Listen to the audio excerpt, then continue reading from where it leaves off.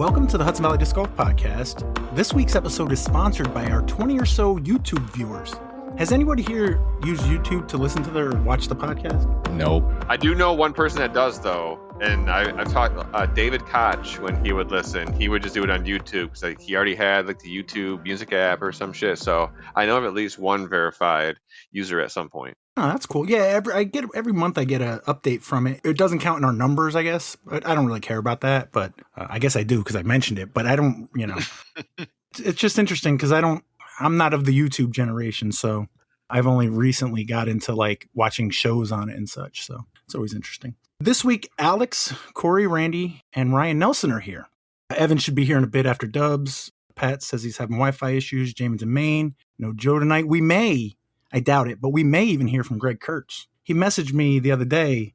Actually, I'll just read it to you because he said he was out in Buffalo for the week helping set up the putting expedition and watching Ethan and Jeff. But if you want any content about being in Buffalo, let me know. So I said, yeah, sure, I'll send you a link. And I hadn't heard from him since. So that was yesterday at 7:22, which, my clock doesn't have a 7:22. But yeah, so, he might pop on. Who knows? But there were a couple events we missed last week I wanted to go over. Renaissance Man returns 2. Corey, you mentioned it a few times promotionally, so I figured I should at least go through the results. You ended up not going, right? Yeah, and even up to the point that it was happening, I'm not saying I quite regret not going, but I'm a little sad I didn't go. A little, what's it called? FOMO? FOMO, yeah, exactly. Yeah, okay. So Renaissance Man returns 2 in Warwick, New York. Jason Murak, tournament director, had 43 players, bunch of divisions here. MA3 Mixed Amateur 3. Dennis Flynn won that, beat Will Byrne by a stroke.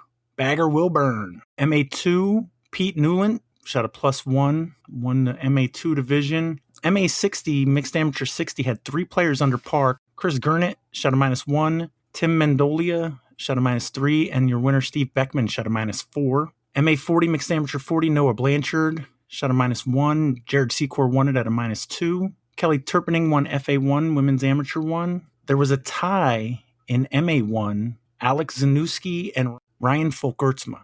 They both shot +6, but it looks like Ryan won in some sort of playoff. Matt Pappas won MA40, beat Nick Smith, Mr. Mixelplick, beat a guy named Nick S by a stroke. And then MPO, looks like Tyler Ferrati shot a -5 for second place, and Leighton Brinster, your winner, -9. In the MP40 division, Bramwell Thorne from Thomwood Vale, United Kingdom. That's Ivan Ivan Marmota. He changes his name with every tournament, apparently. It looks like it's back to Ivan Marmota.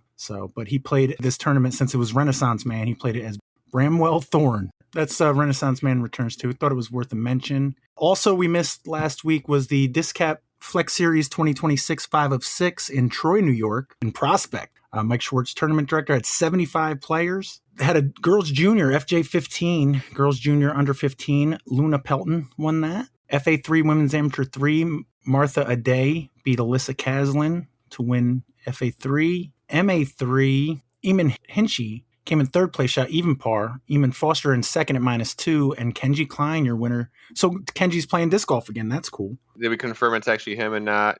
No, yeah, when you click the account, it does go to Kenji's page. So it is him, not just someone faking his name. Oh, well, I don't think you could, right? Because you can't use the same exact name as somebody else on disc golf, can you? I don't know. Maybe Ivan Marmota was, in the area that day. Valid point. MA2 Mixed Amateur 2, tie for 5th place, Charles Bednarczyk and Patrick Jeffries, shot -4. Tie for 3rd place at -5, Christopher Evanchuk and Brandon Klein. And there was a tie for 1st at -6, Daniel Ramsey and Mark Davidson. Marcia Focht won the FA60, Women's Amateur 60 division. That puts her at 133 wins career. MA60, Mixed Amateur 60. Peter Cornish won that, shot even par. Carletta Darling won FA50, Women's Amateur 50. Jake Huey won the MA50, Mixed Amateur 50 by a stroke over Earl Steenberg. Krista Kovac won FA40, Women's Amateur 40. Looks like Joe Karen tied with Todd Everlith at even par for 3rd place in the MA40 Mixed Amateur 40 division. Terry Hudson shot a -1 for 2nd, and Jordan Caslin is your winner, shot -2. MA1,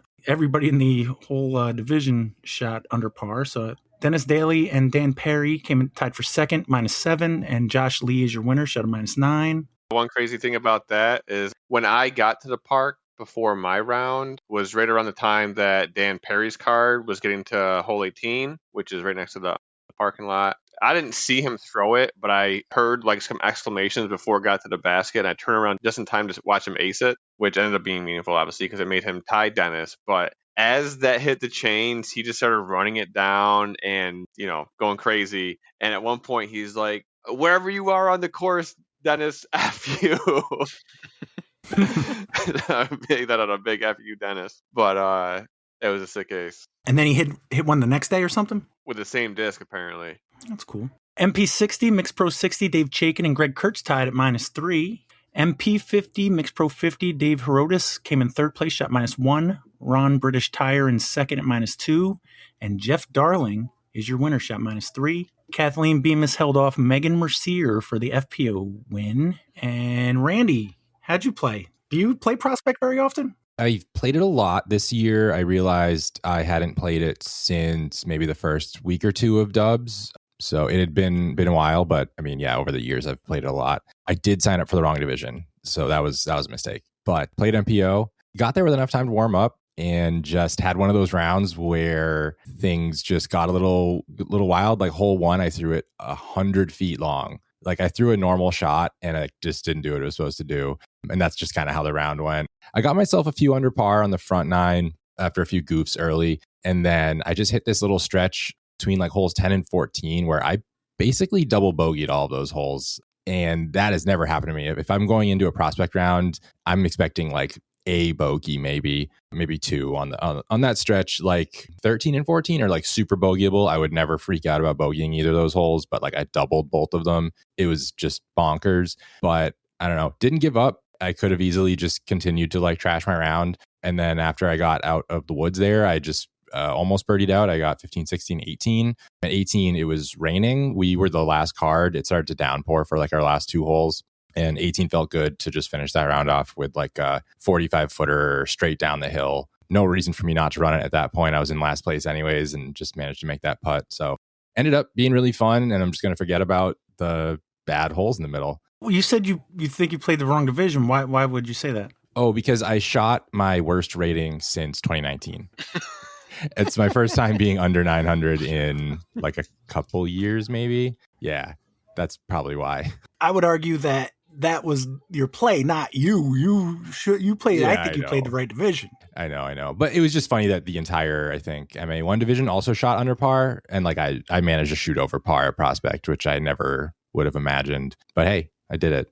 Absolutely. I mean, you would have came in like 7th place in MA2, but yeah, exactly. I'm sorry.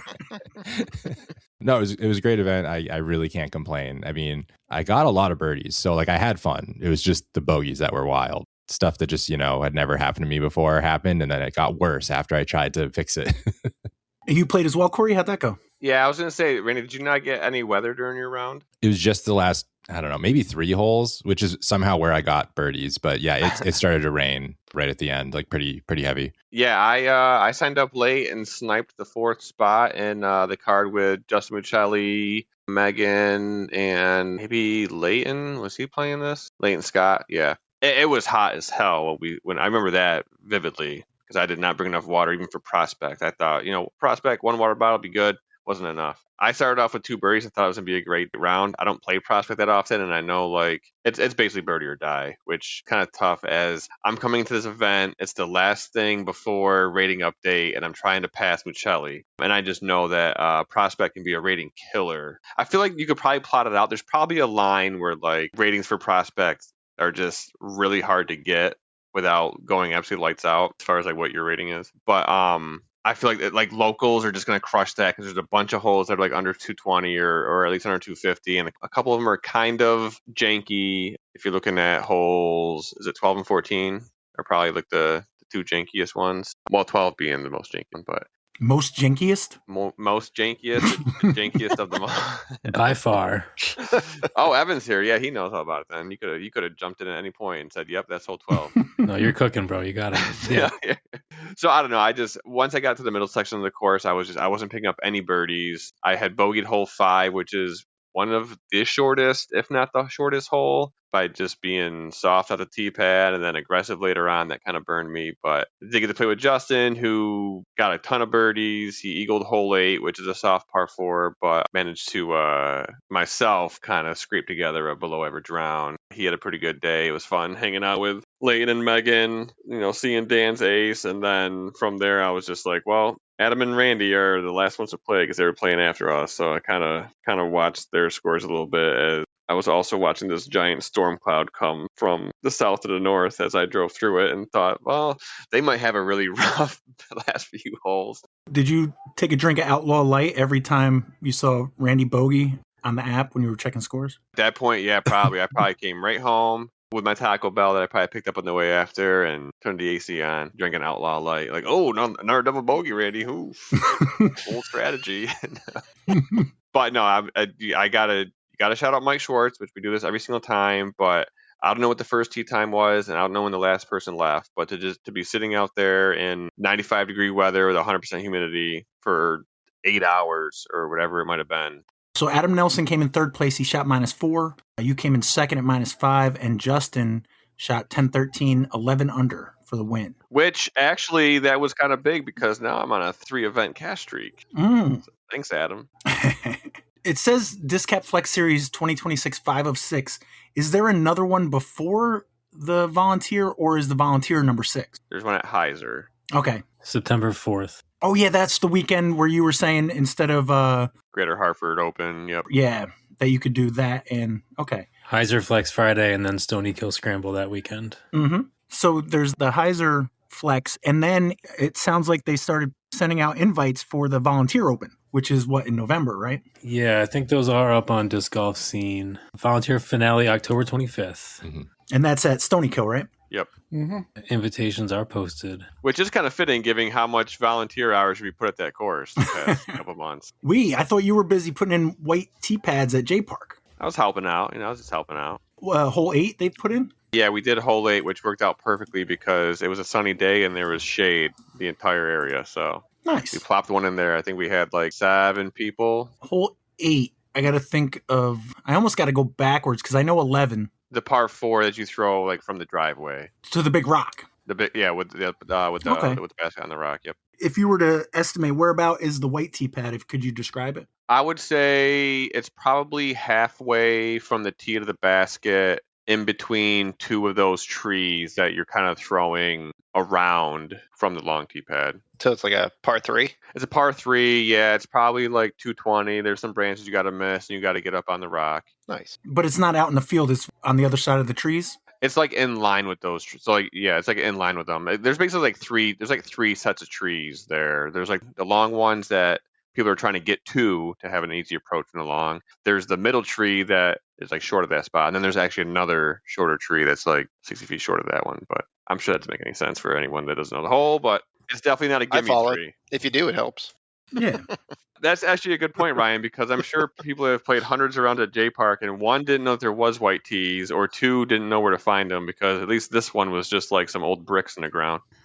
So yeah, that's the Discap Flex 2026 number 5 of 6. One more to go in just a couple weeks. Let's pause a minute and take a look at some of the results from the last week in disc golf. On Monday, we had Gung Stubbs. Max Horowitz and Brian Hauser came in second place. They shot a -5. Purple Phil and Dave Irving are your winners. They shot -7. Saratoga Spa Random Dubs, Week 19, presented by ADK Discs. Cody Canine and Joe Karen came in third place with a -14. Jacob the Butler Bethel and Emily Jackson in second at -16. And Aaron Holtby and Ryan Clary are winners. They shot -18. Colonial Acres Dubs had a 3-way tie for first place. Peter Fitzsisti and Stephen Gaylord shot a -11. So did Kevin Newen and Mark Bryan. And Christopher Evanchuk and Larry B. They shot at -11 as well. Prospect Park doubles from last week. Mark Davidson and Leighton Scott came in third place at -12. Adam Nelson and Nick Alcatraz at Cats in second at -14. And Josh Lee and Brooke Arnold are your winners. They shot -15. Josh Lee and Brooke also got the birdie bank for $22, and so did Nick and Adam. David Chaikin had a CTP on hole 17, and nobody hit an ace. Skylands Tuesday doubles, Perry Smith and Tibor shot a -3 for third place. Brennan Colton came in second at -4, and Elijah Morgan, your winner, -6. J-Dubs Points Championship Week 20. We played J North, which I'm sure fended off a lot of people, but I believe that's the last time we're doing it with the time dwindling down. And that was week 20, so we're really getting to the end of the league. Dennis Daly, Harry Lehman took it down with a 9 down, beating out James Scow and Justin Muccelli, who shot a 7 down for second place. Tim Goyette did manage to take the cash CTP on hole 19. And I think it was their card that messed up putting down the CTPs, or at least the first one, because walking down hole 15, which was a free CTP hole, I found both flags just sitting in the fairway, like they fell out of somebody's bag. So we didn't do a free CTP that day, but that actually didn't do much for the leaderboard as far as the top 10 sits. For week 21, we're playing J South, and probably the last time we're playing at 5:30. Yeah, I think probably starting the 25th, we were probably going to start at 5:15. You got a top 5 for the season? Yeah, top 5 of the season, actually pretty interesting. Harry Lehman's at 19 events. A reminder, top 18 count. So he's at 278. Justin Muccelli has also hit the 18 mark, and he's at 272. So there's a 6-point spread there. I'm in third with 20 events at 237, just ahead of Brian Bickersmith, who has 229, but he's only got 16 events. So he's got 2 more events coming in that are full points. And then fifth place, we have Jake Gorsage with 226 points and 17 events. So how many total weeks do you play? 26, I believe. I mean, really, at this point, it's a 2-horse race between Harry and Justin. I mean, this literally could come down to if someone can get an ace in these last few weeks. I know Justin's really trying to go for the 4-peat, I believe, and Harry is a previous multi-year winner. So, yeah, that's going to be an interesting finish to the season. Absolutely. Wilcox Doubles, Week 21, Matt Hart and Matt Nathanson came in third place, shot a -10. Scott Duncan and Nick Warren in second at -11, and Max Horowitz and Patty are your winners. They shot -14. CTA Handicap League had a 3-way tie for third. Rick Steeler, Ryan Travis 148343, and Jim Robertson shot +1 to their handicap. Tom McGuckin in second, shot an even, and your winner Jim Burns shot 3 strokes better than his handicap. Kisco Tuesday Doubles, Simon Ramon and Ishmael Valencia came in second place, shot a -7. Baxter Prescott and Chris Schofield are your winners. They shot -13. And Women's League at CPS, Julia Harcourt came in fourth place. Sarah Rizzo and Brandy Hudson tied for second.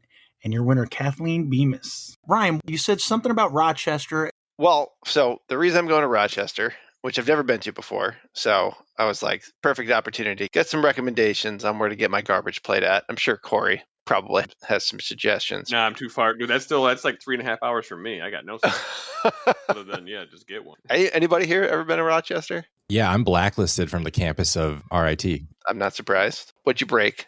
We were playing an ultimate tournament, and we had like a 30 rack per person, and the campus police rolled up and told us it was a dry campus. It's an and oxymoron. luckily, we were an alumni team, and we were all over 21, so they just let us leave, but they took all our IDs first and told us to never come back. So we did not win that tournament. Yikes. Mm-hmm. Yikes. Way to go. All right, well, that's no help. Did you get a garbage plate while you're there? Yeah, I've played a tournament out there probably like 4 or 5 times, like through all of college and then as an alumni, and then it was over. But yeah, there's like a chain, so this is probably just a touristy answer, but like the one I went to is Henrietta Hots. So it was like the town of Henrietta right outside of Rochester. So the Hots, I guess, chain, those at least hit the spot after a day of being outside. Excellent. And what's like the proper way to order it? Is there like because I saw there's like a whole bunch of different types of plates. You can get like a Reuben plate, you can get but isn't it just like meat sauce on a whole bunch of stuff? Build it from the ground up. So like mac and cheese, fries, and then you pick your like protein to like slap on top of it. And so you can basically just like build a cheeseburger if you want that you can just shovel into your face. Or you can get a little bit weirder and get like coleslaw and like mac salad on it or something. So yeah, it's just basically a ton of sides with meat sauce slopped on top of it. It's like a deconstructed American cookout burrito bowl. Mm-hmm. Something like that, Corey. I want everything but the bun and throw it onto a plate.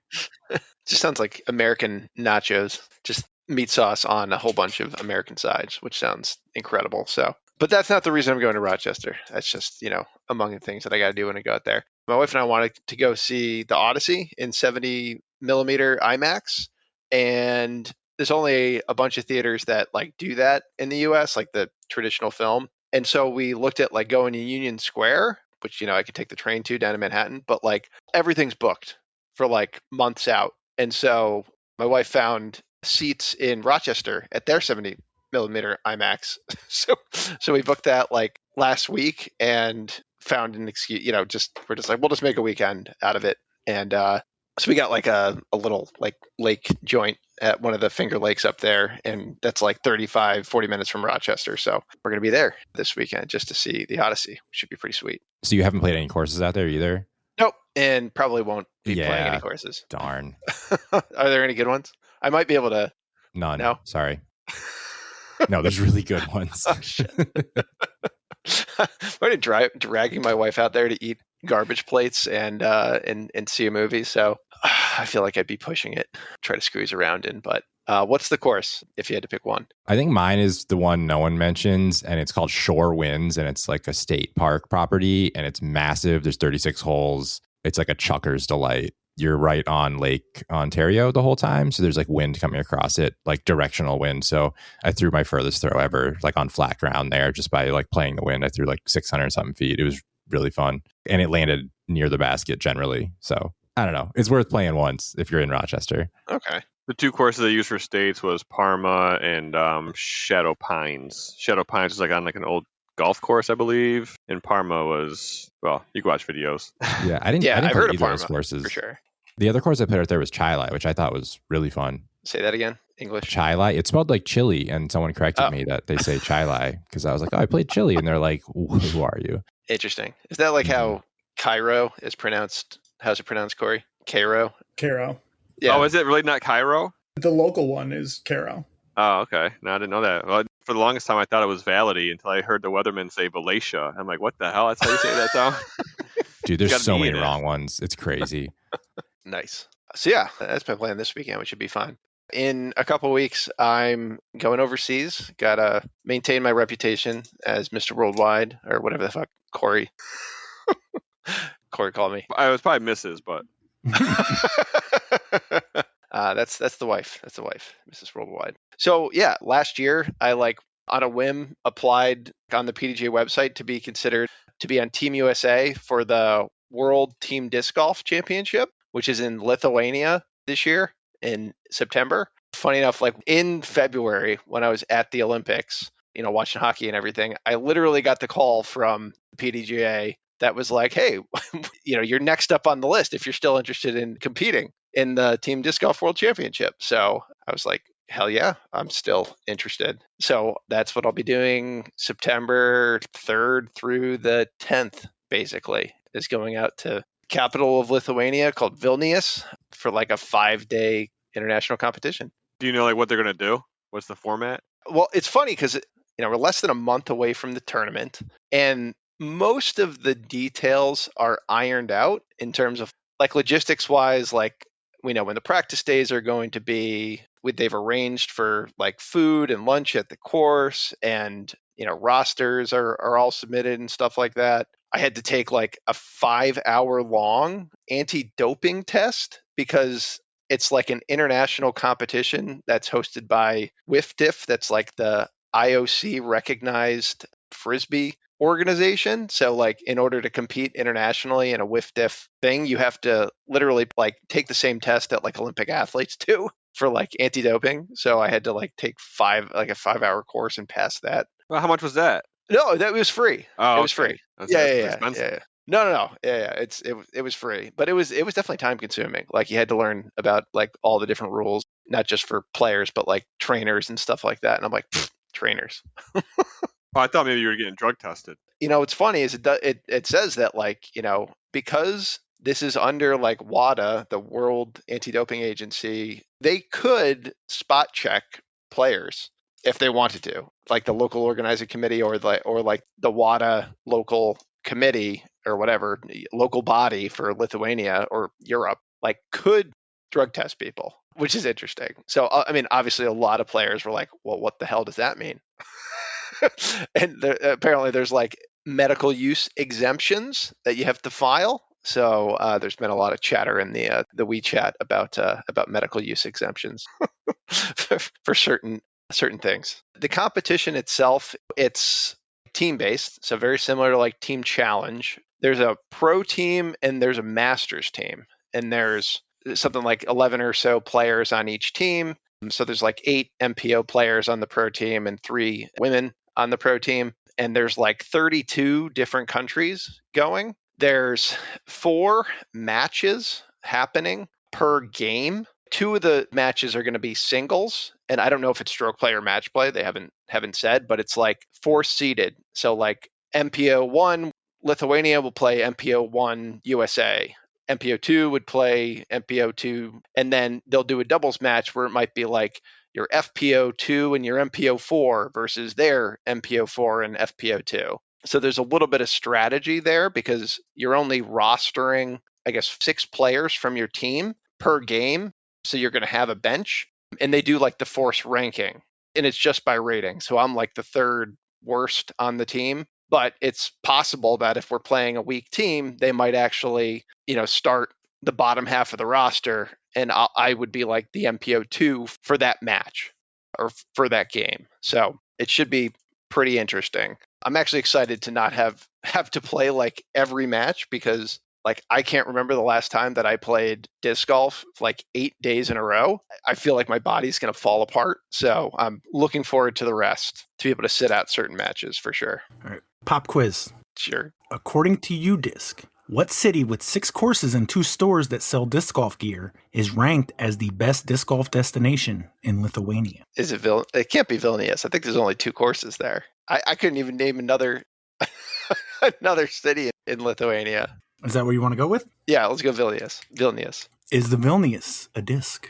Oh, man. I'm trying to think if there's any discs named after countries in Europe. I feel like there was some Estonian. Like, I feel like there might have been like a Tallinn or something like that. I'm going to say yes. Graham Discs, July 14th, Woo! 2025. Nice. According to Rack up UDisc, some bonus points. it has 6 courses. They could be like 9 holes or something. Okay, interesting. So there's apparently 2 courses. They're at like Puckerai Park, which I think means the Pilgrim or something. It's like park style, 18 holes, and then they have like a 5-hole little loop of some sort. So I think that they're going to build 2 18-hole courses that are on like in that park. So you're going to be in the same venue, for the entire competition. But I guess they're setting up something temporary for the other 18, which should be pretty cool. But I was looking at like the UDisc pictures for the park itself, and like some of them have turf pads, some of them don't have pads. So I'm hoping that they put something down for some of these holes, especially if it's like muddy and rainy, but it should be interesting. But overall, the course looks fun. It looks very park-like an FDR or something like that. It's interesting. Apparently, they're going to be live streaming it, like on the PDGA website or something like that. So there's Pulsea Disc Golf and WFDF and the PDGA are doing live coverage with like the Parade of Nations and the opening ceremony and the medal ceremony, and live coverage of, at least for the pro side, throughout the competition, which should be pretty cool. We just got like an email from the PDGA guy about like, hey, we need to know what your like notable achievements and sponsors and stuff are. Uh-oh. I don't think they would accept like won the 2024 Made in the Glades while blackout drunk for round 2. I don't think that's going to make the coverage. So I got to find out. So I got to find some cool stats to put in there. How did you even hear about this? I just saw it on the PDGA website, and it was like, accepting applications. Like I had heard about it previously. Like this is the 6th time they've done the Team Disc Golf World Championship. It's been in like Australia and Estonia and the UK. And I know a couple of guys that have done it previously. Oh man, I can't remember the name of the guy. There's a guy in New Jersey. He helped to save the course down there near Philly, Stafford Woods. Jersey Mike? No, Jersey Mike. No, what the heck's that guy's name? He's a nice guy, but he played on it. And then the other 2 guys that I know that have been playing in it are Chris Villa. He's a Philadelphia guy. For every like Masters competition, international or world championship, he's always up there. Does he have a brother named Bob? Not to my knowledge, but he is. I'm pretty sure he is a home inspector, so they could be related. Oh, same family business. But yeah, so I know Chris has done it before, and then Kevin Gleason's another guy It's funny, like I know a lot of guys that are on the Masters team, but I don't know anybody that's on the pro team. It just means you're getting old, man. Well, it's funny because I'll be eligible next year for the Masters team. So I'm hoping that maybe if I don't totally screw up, I can just get myself on the Masters roster next year. So it is a yearly thing. Yeah, it seems like it's going to be, which is interesting. I mean, I was surprised that there wasn't like more interest because basically it was like as long as you could pay your way to Lithuania, which not everybody can, certainly. They basically just went by force rank your rating and went down and just called people up. And my rating's pretty good right now just because I had a couple of really good like tournaments last year. So I was up there. But yeah, there's really no like pros. Like Leah Sinagini is going to be on the pro team. So she's one of the FPO players. But yeah, the highest rated guy is Chris, and he's 1,009. And then everybody else is like also just around like 1,000 rated. One of the guys is actually an Amherst guy. Have you guys heard of James Cairn? Yeah, James Cairn. That name is so familiar. He's 1,006 rated and from Amherst. You guys might be thinking of James Cameron, who's the New York there's director. that too. No. Or Joe Karen? No. James Cairn. Oh yeah, this dude. Yeah. I gotta Facebook him. He's from Massachusetts, right? Yeah, he's Yeah, a Massachusetts MPO player. Classic dude. Nice. He plays Team Challenge, I'm pretty sure. Oh, I bet. Yeah, so he's on the team. He's second best. Villa's actually playing both. He's playing Masters and he's playing for the pro team because he's good enough to do that. He was actually on Maple Hill Diamonds. We played them last year. Yeah, I played against him too. Oh, okay. Yeah. How'd that go? Smoked him in doubles, actually. Oh, really? Oh, great. Yeah. He's really good, but Isn't Diamonds who we beat twice in finals to move up to B-Pool? mm-hmm. After I think we lost to them every other time. Something like that. I forget. No, I'm not a historian. Jamie would be able to correct me if it wasn't in freaking Maine. I'm pretty sure you're right in that, Corey. Was Diamonds, is that the one with that Gage is on? Benson? Yeah. Yes. Yep. Mm-hmm. Yeah, okay. They also kicked our butt at FDR 2 years ago, I think. No, you guys beat him. Oh, did we? Yeah. Oh. I don't know if they didn't travel with everybody or what, but you guys saved yourself that's from right. relegation. That's right. Yeah. No, you're totally right. Yep. I forgot about that. That must have been one of my first matches for Wedge. Like Corey, Ryan's not the historian on his team. So No. Nope. awesome. I was thinking just the time of year might be tough. I mean, it's the beginning of the school year. That's a tough time, that's you true. would think, to go out of the country, Well, yeah, the competition is 5 days. You want to get there early and practice. So like I'm taking off like a Friday, and then luckily Labor Day is it's also Labor Day weekend. So a lot of people probably might not want to do that. They want to do stuff with their family. So, I'm taking 5 days off. There's like stipend for food and for stuff when we're over there. They actually got some really sweet jerseys. We're each getting like 4 t-shirt type jerseys with like this, sweet Team USA, get your name on the back and everything and the logo. And we're getting these awesome like sun hoodies as well. You could order extras. So of course my entire family, like some of my friends wanted a bunch. So the swag is pretty cool. So I'm excited to have like 4th of July outfits for the next foreseeable future because they're all decked out in red, white, and blue, which should be pretty sweet. They don't look like Where's Waldo? No, one of them kind of does. The red one kind of does, but it's like, it's the same pattern, but there's a red one, a blue one, a white one, and then like a gradient red and blue one. That's pretty cool. And that's the same as like the sun hoodie. It's like that gradient. So I'm pretty excited just for the swag alone. Absolutely. The other thing I'm looking forward to is like, apparently, I mean, it's going to be cool just to play against, people from 32 different countries, and apparently it's a tradition to like exchange some sort of like a token, like a gift with whoever you're playing. So one of the people on the team is like getting these sweet like Team USA minis so we can hand out in exchange with whoever we play. So I'll come back with a whole slew of pins and minis and bottle openers and stuff like that from all these different countries, which should be pretty awesome. I figure you just grab a bag of Osage oranges and bring them out there. Oh yeah, that's not a bad idea. Like, what is this? It's an orange. What are you talking about? They've been rotting in my bag for a week. Enjoy. Listeners, please don't transport native plants to other countries. That's cool. I'll definitely, come back after. Mm-hmm. It's so funny. So the guy that called me when I was in Milan, he's actually a friend of mine, which, you would think, okay, so that's how you got on the team, Ryan. But he's like, no, seriously, like you're next up on the list if you want to play. This guy, Nick Wilder, he used to live in Easton. where I was out in Pennsylvania, and he actually got a job. He used to work for the Iron Pigs, which is like, a AAA baseball team. I think it's in Bethlehem or something like that, maybe Allentown. And he did like all of their like promotional stuff and marketing. He actually staged a tournament that we did at the stadium, at the Iron Pig Stadium, which was pretty cool. But he got a job down at the PDGA, and he's one of the membership coordinators. So he like manages the membership program. So obviously when Doug Bierkus came in and they made all those changes to what you're paying for your membership, like got rid of the, magazine and all that good stuff.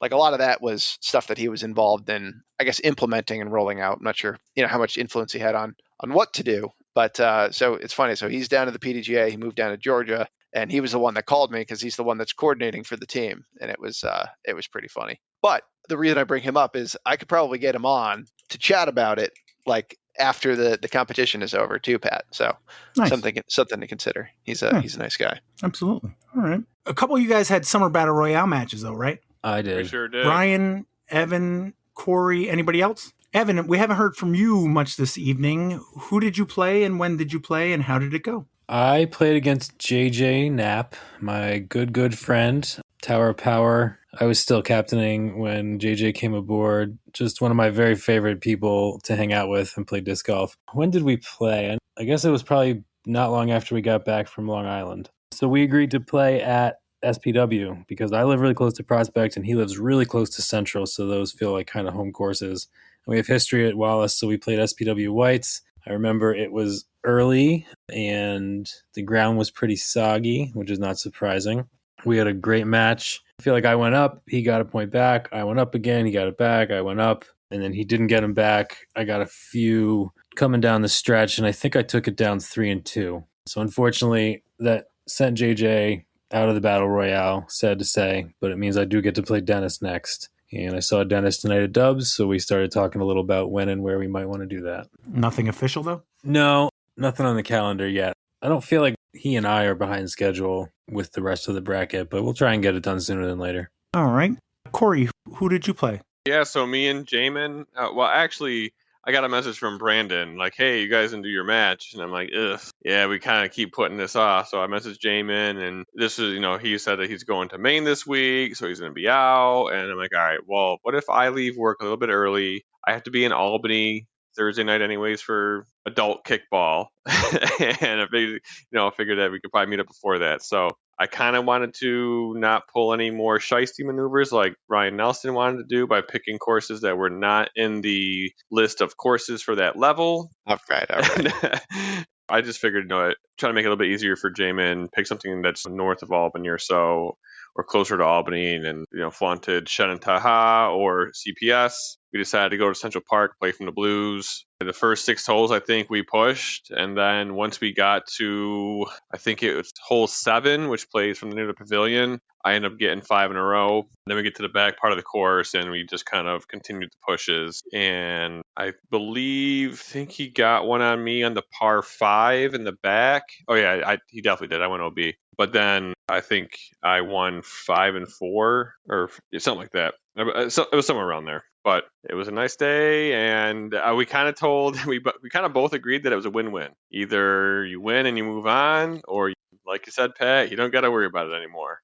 So I kind of made it a little easier for both of us, I think. So with you winning, that means you got Alex next? Does that sound right? Yep, the rematch. Yeah. Nothing planned. No, Alex has been much too busy to even consider talking to me This is the first I heard that they had even done it. So, I was waiting on you this whole time. Dude, I was not aware that the bracket had advanced. Now we'll figure it out. Yeah. All right. Ryan, you played a Summer Battle Royale match. Who'd you play and how'd it go? I did. I played Justin Park in round 3 on the winner's side, which just happens to be the RPI bracket, apparently, or RPI round, because you've got Justin Muccelli. I don't even how do you pronounce his name? Muccelli? Like right, Mooch. Right? Just think of Mooch. Muccelli. With a little alley at the end. Yeah. Well, I was looking at it. It's funny because, like, if Jason ever plays this tournament, which may or may not happen, if he beats Nick Warren and Nick Cardone, then round 3 could have been all RPI grads: Justin M, Justin P, myself, and Jason, which would be interesting. But yeah, I played Justin Park. Just like Corey said, I've been trying to get people to come down my way so I don't have to drive all the way up to the Capital District. And so Alden and I had played at J Park, J South, and then Corey and I played 27 at Wilcox, and that's what I conned Justin Park into doing, was coming down to Wilcox. And I wanted to play the same layout. I wanted to try to play red front, red hatchet, and blue back, because I think it's a pretty fair layout. And had I known that Justin Park could throw, a mile, both forehand and backhand, probably would have protested playing what we did, which was blues on the regular 19, as well as the hatchet red, which I think definitely favored him a little bit more than I was anticipating. I mean, he's just got an absolute bomb of a forehand, and he was just playing lights out to start on the blues. So I was just hoping to be able to get him. As soon as I realized that he had a massive forehand, I just wanted to try to get him into the hatchet. So I thought I could pick up a couple of strokes on him there. Unfortunately, I was like 2 back going into the hatchet, and within the first 4 holes, he actually had gotten another one on me because he had birdied 4 straight and I had only 3 of them or something like that. So he ended up finishing it up at the back of the hatchet holes. I had a chance on, I think, 8 to hit a putt to come within 1, but I got a roll away and he took that one. And so I was 3 back going into the last hatchet hole, and I botched that one too. So he won 4 with 3. And I'm now patiently awaiting, I guess, some combination of Travis, John Kirby, or Corey. Or Alex. Or no, Alex. Yeah, Alex or Corey or Travis, I think. I'm looking at the bracket right now, and I don't know where you ended up in the bracket, but it looks like you need John Kirby and Nick Warren to play their game. Okay. Or is it Nick Warren? I think we need to determine if Nick Warren is in that, because I think this is my prediction. Hold on, let me look at the actual bracket. Well, so shows Jason Lasasso and Nick Warren from round 1. Yeah, they need to play. They need to play. Yeah, especially for Justin Park or the real JP. I was looking at the wrong thing. Never mind. You are just looking at the Travis match and whoever he plays against, and then the Alex and Corey match. They'll play, and then winners of that one, plus a loser from the winner's bracket will play, and one of them will play you. Good Lord. Interesting. All right. Well, yeah, I mean, the thing is, though, Jason and Nick have to play because I found out that Justin Park is leaving the country soon. And so it's like, I hope we get to finish this tournament before he disappears. Permanently? Yeah. Or just for vacation? No, for the foreseeable future. Foreseeable future. Oh, wow. Yes, for work or research or something. Is he the Earth guy? Yeah, he's a rocks geologist. Guy, yeah. Yes, the rocks guy. That's his license plate. He's a doctor. We don't have good rocks here? Is that what he's saying? That's what it sounds like. You don't like our rocks? He's already checked out all our rocks. He's got to move on. That's true. Such a nice guy, too. Yeah. I think we're supposed to be calling him Dr. Park, by the way. Dr. Justin Park. Dr. Rocks? Dr. Rocks. I like Dr. Rocks. He claimed he was the real JP because right now his rating is higher than John JP Hafner. So he currently owns the JP moniker. He's Dr. JP. Dr. JP. Dr. JP. Yes. But yeah, he's a good player and a super nice guy. And it's sad that he's leaving. Absolutely. I would have loved to have played with him again. Yeah. Well, you probably can when you go to Lithuania. You can probably meet up with him. It's probably not that far away. Mm-hmm. Yeah, all those places are next door neighbors, right? Let's pause a minute and take a look at some of the results from the last week in disc golf. Wednesday, we got Stony Kill Random Dubs Week 18. Randy, you played. How'd that go? It went great. We did the same layout again, so 20 holes, all on the back 9, including the 2 extras. I think we had a similar turnout, maybe a little bit more than the first week back. Great night. And yeah, me and my partner shot hot and took it down. Yeah, 3 teams tied for second. Sam Richter and Jacob Steinman, Adam Nelson and Peter Novo, and Denny Daly and Brett Racine all shot -13, but you guys shot -15. A lot of birdies. Mm-hmm. Adam and Peter won the birdie bank, got him 5 points. Tyler Cockroft got a CTP on 17, $20. T-Roy got CTP on hole 12 for $20. No aces were hit. It's been a bit, but we've got some results for Deadbeat Dubs. How'd that go, Jack? 9 souls shot yellows. Ryan Curtis shot -13. broke the bank, and aced hole 8. Pretty good shift. Shen Creek Dubs Week 22 had a tie for second place. Joe Riley and Joe Panessa shot a -11. So did Jeff Wachowski and Jesse Nyman. Jack Fruchter and Jared Borelli are your winners. They shot -13. Port Jervis Disc Golf Club Bag Tag League was at Papacating this week. George Henry told his captain, and Peter Newland tied for second place. They shot -2, and Michael Ortez was your winner. He shot -3. And Discap Pro League, you played like a safari round at J Park? I think Justin put it in as like the J Degenerate layout, but it was, I mean, it's obviously a layout you would not be able to do with like, you can never do like a tournament with that layout because there's a lot of crossing fairways, but it was just really fun. We had 5 people, I think, myself, Justin Park, Justin Muccelli, Leighton Scott, and then Megan Mercier, which was cool because there's like some long shots and all of us can throw, fairly far. Or at least relatively. I mean, Justin Park will crush us, but Megan throws far, Leighton throws far. I'm not even gonna go through what the holes were. Maybe when you drop the episode, we'll like share a layout picture or something in the Facebook comments. But it was just fun to play some of the holes a little bit differently. There was like some classic safari layout holes, like hole 10 to hole 11, hole 8 to hole 9. We played the Lasasso Kraken hole over the pond, but we also did some other fun holes like hole 11 to hole 13 or hole 12 to hole 9, which is probably 900 feet par 5. So it was really fun. It was a great day. I'm glad he came up with it. There was also, on the flip side, there was also like a 50-foot hole where we played hole 32's tee pad to hole 31's basket. If you could picture that, then you know what I'm talking about. But I did take a 3 on a 50-foot hole. How many people would be too many people to play that layout, in your opinion? Like, how many cards? Maybe 4. I think maybe more 3 or 4, depending on how you space them out. But there's definitely some blind shots or just like crossing fairways. It could get pretty interesting if you had more than 3 cards, maybe. I won the Safari layout with a 63 over Muccelli, who shot a 67. And at least right now, the schedule says Jay North. And you beat Dr. Rocks. I beat Dr. Rocks. I knocked his rocks off. I don't know if that's what I wanted to say. But yeah, I beat Dr. Rocks. On Thursdays, we got Disc Beat Club. How'd it go, Robo Kevin Kroenke? What a great day. 22 players, which tied the turnout record, 2 aces, and a whole lot of fun. Isaiah Mercer took down the win. Lou Davis kept the Washco boys in the money with second. Devin Lamke and Martha Idea tied for third. And there was a 3-way tie for fourth between Dave Adey, Mark Stryker, and Kathleen Bemis. However, the big winners were Dave A. and myself. For the first time, we had 2 aces in one round during Disc Beat. Dave hit 9, I hit 11, and we split the $300. We left $1 for the next pot. Can't wait until next Thursday to see how we top this. If you haven't played Disc Beat Club, you don't know what you're missing.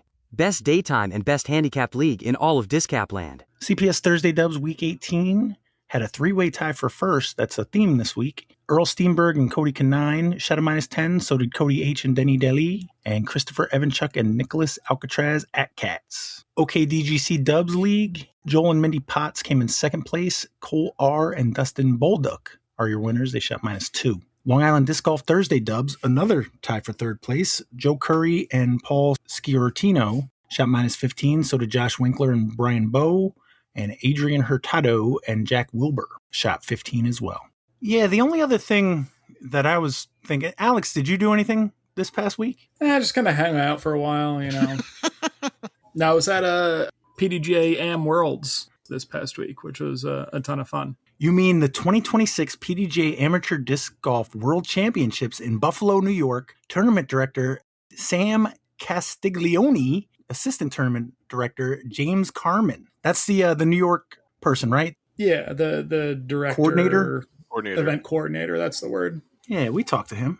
All right. 342 people, which we learned causes lag on certain picking sites. Oh, gosh, I completely forgot about the picking. Oh, there were picks, yeah. This was Tuesday through Saturday, right? Well, it was Tuesday through Friday, and then Saturday if you made the cut, basically. Correct, yeah. All right. Well, how was your week? Could have been a lot worse. I've got some family friends out in Buffalo, so I was able to come out a little bit early. I went out Sunday and played a couple of practice rounds, then did some more practice on Monday. So I felt like I was, reasonably prepared for the tournament to start. I was able to meet up with Tyler Gannon to get some practice round at Royalton on that Sunday. Then I went and did the Black Diamond at Emory, played about half that, and decided that I was going to not play the last half because I was no longer throwing productive disc golf shots. I was just kind of making myself tired. After, 5 hours of driving and an entire previous round, I think that's pretty reasonable. I think that might have been the best decision I had made that weekend, because I just know if I had, tried to push through that round, I would not have been feeling 100% for the first round. So, how many different courses do you play? So there were 4 courses to play, but MA1 only played 3 of them, and FA1 played 3 of them as well, but each division had one that only they played. Like, I don't think FA1 played Royalton Ravine, and I don't think MA1 played, Como something? Como Lake? I should know this. Lighthouse Disc Golf Course at Como Lake. Como Lake, that's what it was. Yeah. But yeah, so 3 different courses, and we were guaranteed to play Royalton twice, and we would potentially play Bond Lake twice, but you'd only ever play Emory once, Black Diamond at Emory. Because if you played a second round, you would be Emory bored? I guess so. Stop. Nice. No, that was quality. That was quality. I'm sorry, Alex, continue. Super great courses, in really good shape. You could tell people spent a lot of time working on them. I really enjoyed them. There's a lot of times when I can travel to courses and feel like, 75% of these holes are just unbirdable for somebody of my caliber. And I think they did a really good job of managing that, where I would say pretty much every hole bar maybe 10% over all 3 courses were birdieable in some capacity. You might have to have 2 pretty good shots, but it wasn't the super high level, like pro level Maple Hill Golds or something like that, where it's just not a thing for amateur level players. Had you ever been to Buffalo before?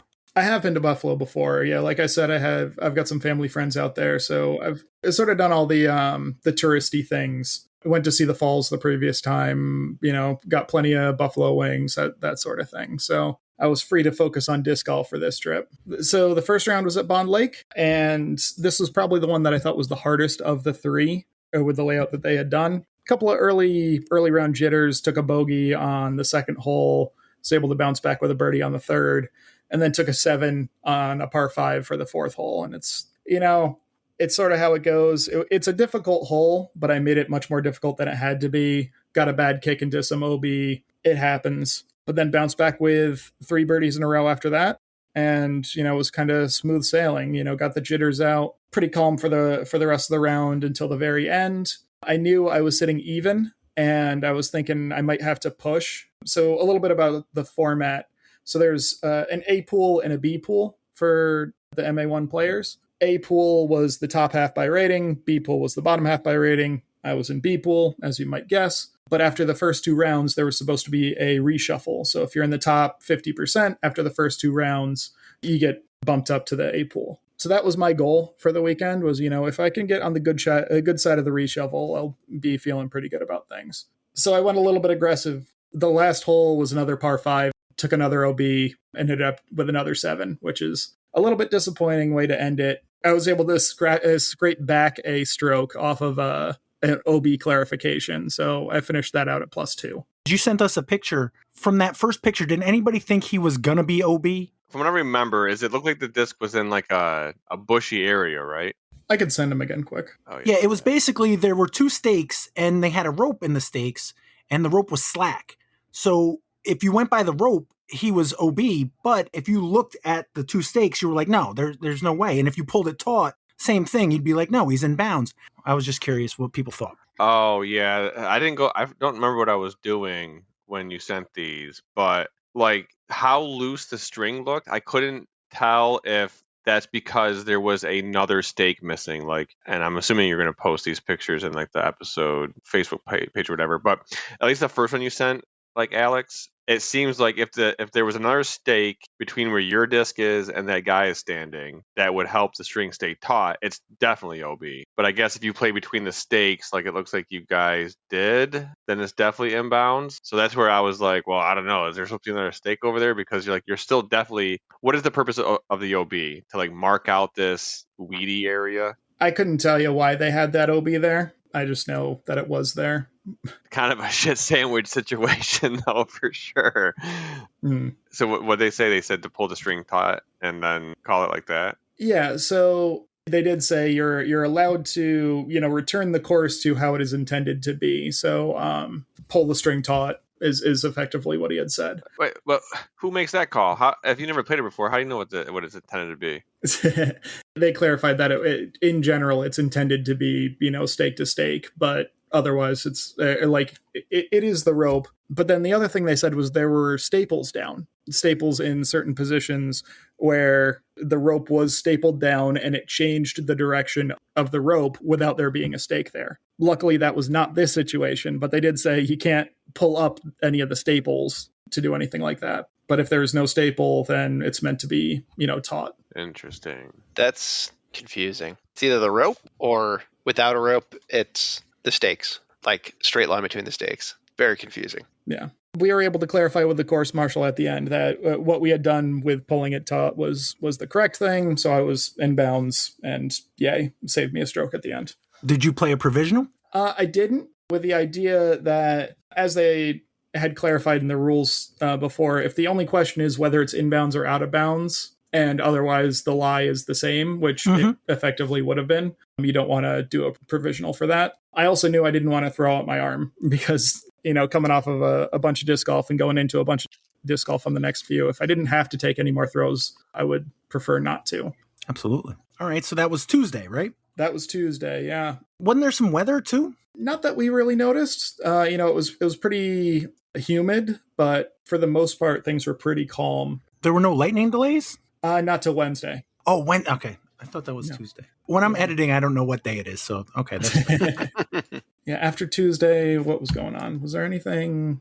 Because they have the little after party things. Well, I will say, while you're thinking, you shot a 69, which is nice.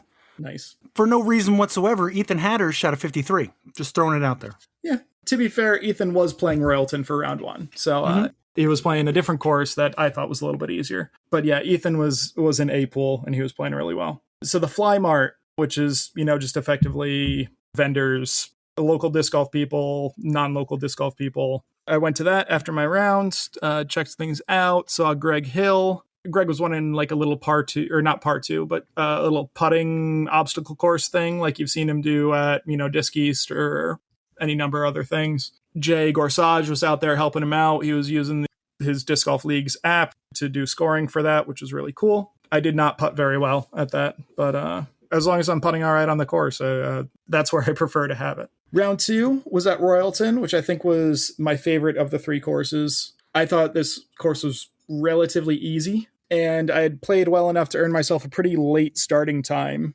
I think I had a 1:53 starting time. And as I'm driving there, I get the alert that there's been a rain delay. And I'm like, all right, well, we knew it was coming. It was on the forecast. Hopefully it's not too long.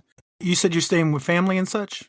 Family, friends? I was about a half hour to 40 minutes away from all three courses that we played. So pretty centrally located. It was nice. The initial backup pushed us back, I want to say about an hour and a half, 2 hours. I can't remember what my interim tee time was, but it was something like 2:45 or something like that. And as the cart ahead of me is teeing off, we get another lightning delay. So we're backed up another hour. I don't end up teeing off until 4:45, which is really not what you're looking for. I'm just kind of sitting in my car. It's raining, but it's not coming down too hard. The rule for lightning is it's a minimum half hour, right? From the last strike? Minimum half hour from the last strike. So if you get another strike at 29 minutes, that's another half hour to back you up. That's how it gets extended into these big, long delays. But as we're teeing off, we're kind of talking with the TDs and trying to figure out, how's things going to work. We're starting almost 5 o'clock and we've got 4 cards behind us. What happens if people don't finish?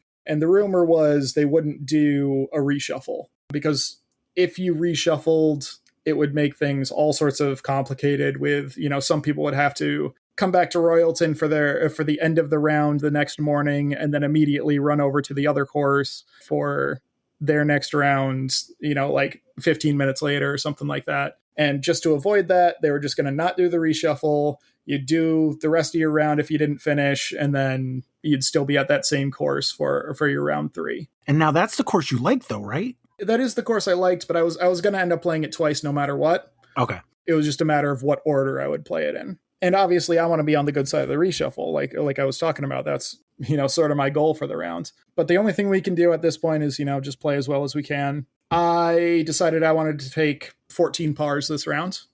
Luckily, most of them were pretty low stress pars. I was saying pretty much the whole weekend, I was giving myself 12 footers and really racking up C1X putting stats, because it's technically not a tap in because I'm just outside of the little white whiskers that mark the bullseye. So you were playing Randy golf. Exactly. Nothing wrong with that. It really would have been nice if I could have picked up a couple more birdies. But I ended up going 2 birdies, 2 bogeys, 4 even on the round, which I definitely felt like I could have done better. Sort of my target after practice was 3 or 4 down, but it was enough to get me in the top 50%. Technically achieve the goal, even if they didn't actually reshuffle. So you shot a 62. Ethan, on a different course, mind you, but still, he shot a 60. No reason for these updates. I'm just throwing them out there. Yeah, no, he was playing Bond Lake, so he shot 9 strokes better than I did at Bond. I wasn't going to say that part out loud, Alex, but okay. But yeah, we wrapped up our round at 8 o'clock, and the 4 cards behind us somehow got done. I could not tell you how they got done, but by 8:30, when the sun had well and truly gone down, everyone had finished their round. So we did end up getting the reshuffle in. What I read was last Monday was the last day of the year that the sun would go down after 8 o'clock. I don't know how they got it done, but cannot complain because we got the reshuffle in. Unfortunately, that meant I was now the bottom of A pool. You can be the top 40% of the entire tournament, but that makes you bottom 10% of the top half or whatever the actual numbers are there. So early round 3, and it turns out the rain didn't affect me at all because I shot even, and this was at Royalton again, so shot even for the second time in a row. Same deal, made a couple more mistakes, fixed some of the mistakes from the previous day, but definitely left a couple strokes out there. But, I'm still averaging right around 950 golf, so I can't complain. That's 30 points over my rating, so not too upset with that. So we're looking at 69, 62, 62 for absolutely no reason whatsoever. Ethan, he was at Royalton, right? Yep. Ethan and I are now in the same pool. Okay, yeah, so he got a 53. Yeah, he shot real well. I feel like we're holding Alex to this impossible standard right now. It's like, well, Ethan shot this. Yeah, well, you couldn't hang with... We got to keep an eye on Ethan. We definitely got to keep an eye on Ethan. I know I was.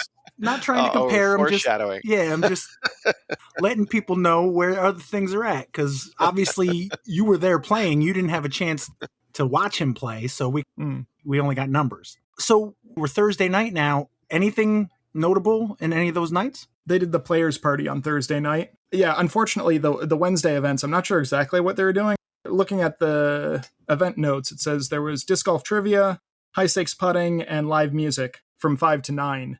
You didn't finish until almost 9 Exactly. By the time I finished, if I went straight from the course to there, I would have gotten there at 8:45 or something like that. So, and I bet it wasn't disc or no disc anyway, so who cares, Exactly. Yeah, Thursday was the players party. They gave you a little dinner voucher, ice cream voucher to go get some food from a food truck. And there was some live music. They had some putting and mini course, like putting with minis and throwing minis and things like that. I didn't stay there too long. I had an early morning again, but it was a cool little thing that they had going on. Round 4 is at Emery Park, Black Diamond and Emery Park. I enjoyed this course, but I was thinking it was probably right in the middle of the two as far as difficulty-wise. Unfortunately, I was right next to Bobby Hallam, and I got split from him because of the way tiebreakers work. He was on the card behind me. I was on the card ahead of him. We were doing the math at the beginning because we were, sitting waiting for our tee times. And in order to hit the cut line to play on Saturday, you had to be top 25%. And at that point, it was like -2, -3 for the entire tournament. Bobby and I are sitting at +2 for the event, so we've got to shoot 4 or 5 down, and we mathed that out to be approximately a 10-10 rated round, which it's not likely. I'm not saying it's impossible. What's the highest rated round you've played, in competition, do you know? 980 something. Okay. 980 something with a really stupid triple bogey at the very end, which was at Wilcox not too long ago. So it's possible. And this is a course that's, it's a pretty bomber course. Honestly, if you think FDR with a little more elevation change, you're pretty dang close. Took a birdie on the first hole, took a couple bogeys later. I was +2 going into 13 and I hit a birdie. So going into 14, I'm +1. If I get birdie out from here, that's approximately 4 down. It's not impossible. I've got like a 45-foot putt with OB directly behind it on 14 for birdie. And I'm like, I'm not going to do anything stupid. I'm just going to lay it up. And I throw my shot, it hits a root and stands up and rolls OB anyway. That was the backbreaker. I was pretty much done from there. Tapped in my bogey to go to +2. And I'm like, if I really birdie out from here, maybe there's a couple of eagle opportunities, maybe, but it just wasn't in the cards for me at that point, which is, unfortunate, but honestly, ending up anywhere near the top half of the list. I think in my early goals for the year from the podcast, back in January, I think I just said I didn't want to embarrass myself at Worlds. I think the biggest play goal is not embarrass myself at AM Worlds. I think I did a pretty good job of that. So your worst round was still 24 points better than your rating. Yeah. It was par 70? That par last 70, course? Yeah. It was a very long course. Like I said, it was pretty dang close to an FDR where, you've got these par 5s and par 4s out there with some OB around. But, that's sort of the disc golf that I want to be playing. I want to have the challenge be the distance as opposed to, super technical, tight-wooded stuff. I was going to say, would you have preferred to play that one twice? In hindsight, maybe. Given how I had played, probably not. I took a lot of stupid bogeys on that one. And there were really some opportunities to get in some really bad spots, especially early on. Basically, all of them, I feel like I could have played a little bit better, except for Bond. I think I played about how I expected to at Bond. But the other 3 rounds, I feel like I could have done a little bit better. Did you get any practice at Emory? Yeah. I played half a round and then walked the rest of it. So, okay. I was aware of what was coming. I just didn't play all of it. Even playing one practice round, if you played the entire round, you're not going to know about those little roots. Yep. So at that point, I was tied for 120th or something like that. It would take a very spectacularly bad round from everyone above me in order to bump me in. So I started off for home, kept an eye on, some of the other things. Jeremy Kasprick was so close to getting there. Obviously Ethan Hatters was doing super well. So I was keeping an eye on those. But yeah, no, ended up tied for 117th out of 284. Which puts me at 41% of the field. If I was playing pro, I probably would have gotten paid out. So can't complain too much there. And Ethan shot a 63 in round 4.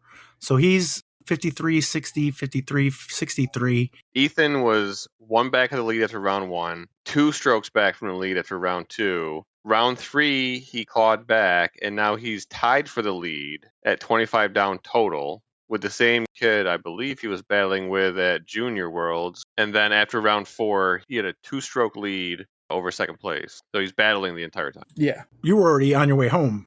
Yeah, I was on my way home. Because I had an early tee time, I was able to drive home, no problem on Friday. So Saturday I was home and keeping track of everybody online. Well, I say everybody. It turns out of the locals, Ethan was the only one who made the top 25 cut. It turned out that I didn't need the 4 or 5 down round that I needed. The cut line ended up being at even for the event. So, if I had just been able to shoot 2 down, maybe something could have happened. You start thinking back to, all the places he could have saved 1 or 2 strokes, going back to round 1, playing super aggressive when I didn't need to.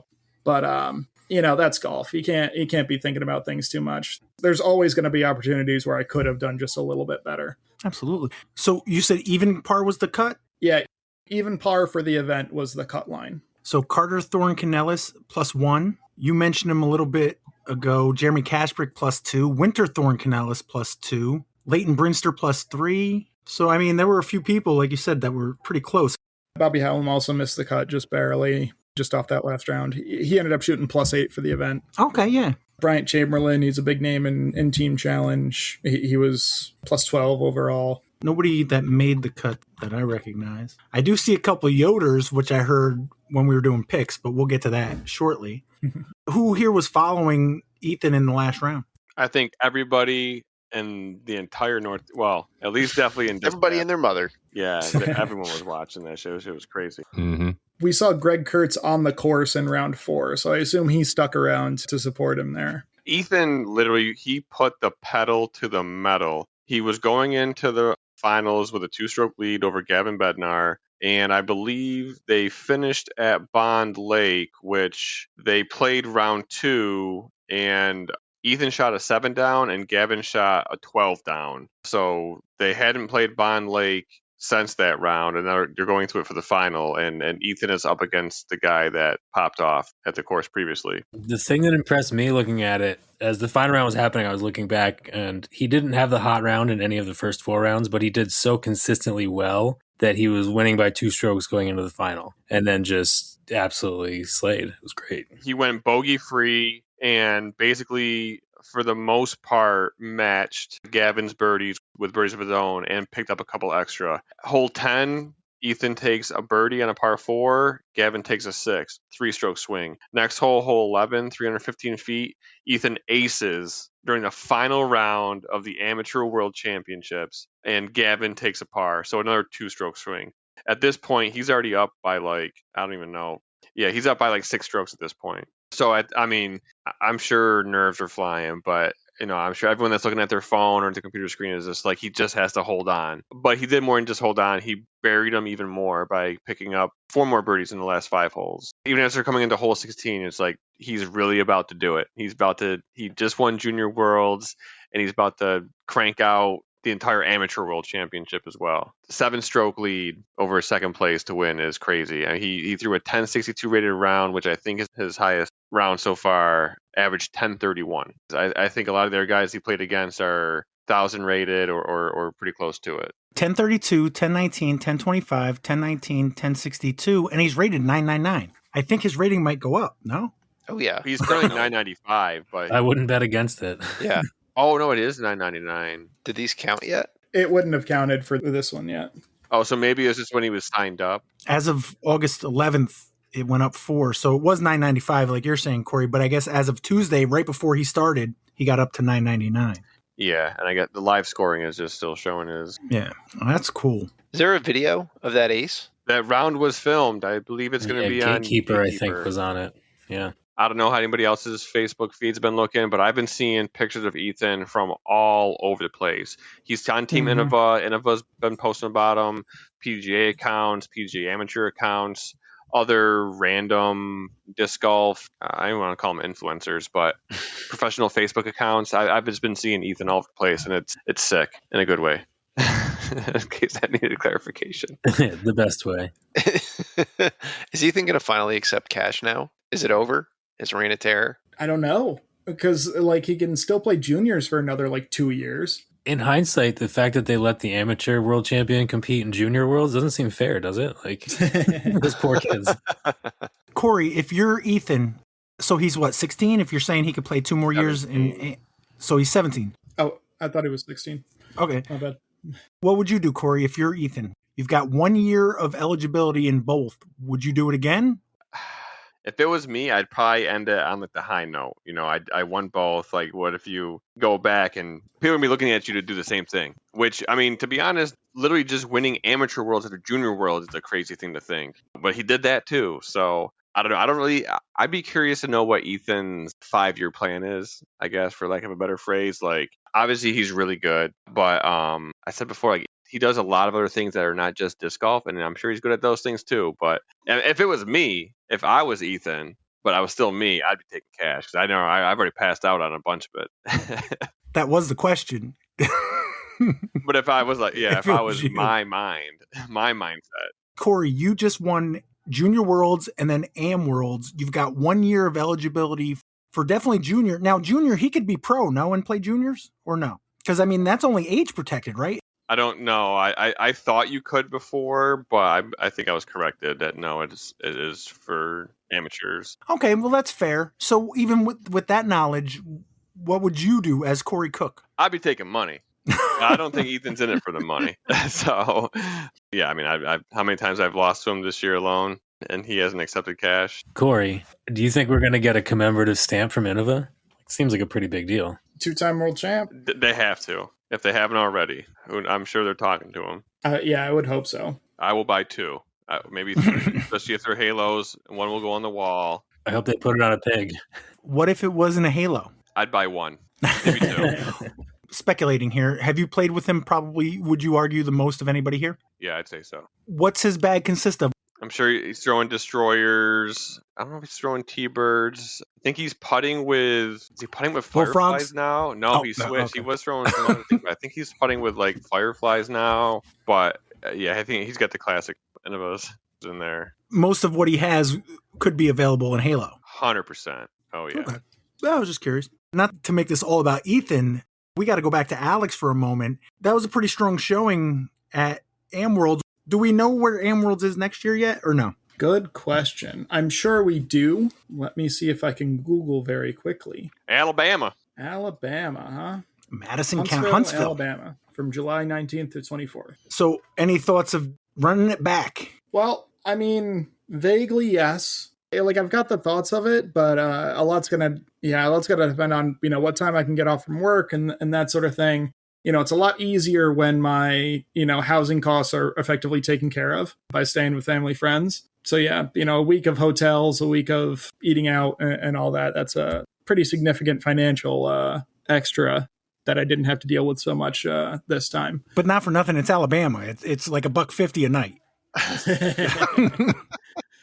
Also fair. The other thing was, because it's a major and I beat, 160 some people, I got 2,500 points just for that single event. So if I wanted to play next year, that's pretty well taken care of. Yeah. I feel like Alabama in August, it's going to be pretty rough. It's like Africa hot. That dew point, that dew point's going to be like in the 70s. It's going to be bad. Yeah. When I went, it was Orlando in August, and it was brutal. Oh, yikes. Yeah. Well, I've got a lot of time to make that decision, luckily enough. The weather is certainly a big wrench in the works as well. I enjoy the event. If you told me it was at a completely neutral site, I feel like I would do it again. But yeah, for Alabama, it might be a little bit extra work to make me want to do it. All right. Not to bring it back to Ethan, but I just did the math just to understand how much money he's leaving on the table. Did you guys do this math yet? No. So if he had just accepted cash so far this year, he's looking at like $1,300. Oh, that math I did do because Corey had asked about it. Okay. I wasn't sure if you'd done that. What I had come up with was like close to 2,000 or something like that. Oh, that was a real number? I thought you were just busting my chops. No, when I actually went back, I forget what your qualifiers were. It was for like the last year or something like that. I actually went back and I looked. Now, mind you, I also went one lower. Sure. That's what I did. Yeah, just to be safe one spot down. Yep. Yeah. So it's $1,300 just for 2026. That's a lot of money for a 16-year-old. Yeah. I'll take that as a 35-year-old. We should probably take a look at the draft. We did a 2026 PDGA Amateur Disc Golf World Championships draft. Ryan, have you set this up? It's hvdgpicks.com. No, I can do that now, though. Just create a profile real quick. It doesn't send you spam or anything like that. Yeah. Until Tim gets a sponsor, but Tim has created this site that we can do our picks. Apparently, I forgot that I get a mixed in here. Admin page. What's the URL again? hvdgpicks.com. Correct. Yep. .com. Ooh, fancy. And we'll be using this for like New York Team Challenge picks and anything that we do in the future. We got to figure out how to get people to vote. But I will say that Jamin's team Dark Horse, got 7 votes. B. Klein, Evan, Greg Lai, Jamin, myself, Randy, and Tim voted for Jamin. A Little Frog voted for Alex. I mean, Jamin told us we had to vote for him because he had Ethan on his team. That's true. Fair. Yeah. And I wasn't going to go against that. Pat voted for Pat. Looking at the desktop version of this, I was on mobile and I was like, why are you guys so confused? Like, clearly this is a turtle and a frog. But on the desktop version, they're so much smaller. So it's much more understandable that you guys were confused by that one. So let's take a look at our picks. I guess we'll just go in order. I'm going to say 7th place because my placing doesn't mean anything because it's all done after the fact. Doesn't matter what number you give it. You can give it something more accurate. dead No, last. seventh place. Yeah. Well, okay, DFL. All right. UC for me. Corey Guns. You had Noah Fell, who came in 5th place in MA1. Braden Yoder, who came in 9th place in MA1. Ari Tim in FA1 came in 9th. And Sean Ryan, who came in... Just outside the cut line, yeah. He was also your dark horse, 191st place. So you ended up with... What do these numbers mean here? Total stroke score is our main determiner. You ended up with 1,256 points. In 6th place with 1,258 points, beat you by 2 points. You want to look at the parentheses number? I also was confused at first. Oh, okay. That's got the dark horse points included. We should, Tim, if you're listening, that might be a thing to do. Put like a box around it. That number should be bigger. Yeah, make the biggest number the final number. We could also tell JVD that because I'm always looking. I look for the bold. I don't look for the. He puts his off to the side and one's highlighted, one's not. Yeah, so you see for me, Corey Guns got 1,277 points. You want lower numbers. So with 1,271 points in 6th place, the HVDGP Booty Shakers, Randy Bobandy. He had Robin Eng, who came in 3rd in FA1. Keegan Mancabelli, who came in 37th in MA1. Leighton Brinster, his dark horse, came in 93rd place in MA1. And Roger Boone Jr., who came in 9th place in MA1. Now, Tim had said if they didn't make the cut, he gave them the equivalent to whoever the worst score, right? In the final round? Or worst score +1 or something like that. I think it had +1. Oh, he did do +1? I think that was carried over from something prior, but I could be wrong. It's either worst score or worst score +1. How'd you feel, Randy? Honestly, it felt pretty good. The scores were tight for us, in the bottom half of this. I think the dark horse was mostly what did some damage. You beat Corey by 6 points, and 5th place beat you by 3 points with 1,268. Joe C. He had Sam Gooch, who finished 12th in MA1. Ellen Dixon, who finished 2nd in FA1. Bobby Hallam, his dark horse, finished 128th in MA1, and Thomas Laverne, who finished 21st in MA1. 4th place with 1,256 points. Head Lemon Evan P. had Austin Yoder, who finished 3rd in MA1. Hunter Bowman finished in 8th place in MA1. He went out and hunted for you. Winterthorn Canellis, who just barely missed the cut and finished in 83rd place. And who's your dark? It's not showing your dark horse. I think it was Winter. So it did go in as Winter. My intention was Hunter, but I didn't take advantage of the offer to switch it. I said, no, whatever. It is what it is. So I should have taken that because Hunter did beat his average by 27 points. So that would have changed my score, but it's all good. I got you. And Virginia Conover, who finished 13th in FA1. Who knows, but it feels like there's not as much lag. So if that issue is resolved, we won't have the dark horse issue again in the future. So that's something. I mean, I listened back, and I think Randy nailed it with the when he asked me if I clicked it a bunch of times in a row. Guilty. I did that. So I mean, it didn't work for me, and I clicked it once, I waited, and then I hit submit. So I don't know. And I think he figured out an issue that was causing that, and I think next time he said it should be better. Yeah, he had the whole website refreshing too often, right? Yeah. Like everything in the website, like all the previous drafts, like everything. And we were being generous. Like, oh, there's so many names in this tournament. It's probably just the PDGA. So he's doing the whole site and then throw in that we've got like 500 names to deal with because between MA1 and FA1. I understand. It makes total sense. 3rd place with 1,242 points, we got Sussy, the real Pat. Unfortunately, he's not here, so he can't toot his own horn. But he had Bradley Baumgardner, who finished 4th in MA1. Alan Vasquez, who finished 11th in MA1. Alex Potts has his dark horse, who finished 117th, not far off the cut in MA1. And Rebecca Minnick, who finished 27th in FA1. Corey, was that a strategy to plant her name earlier in the round and have somebody pick her? If it was, I didn't play my cards right because I still got my ass kicked. So I'm going to say no.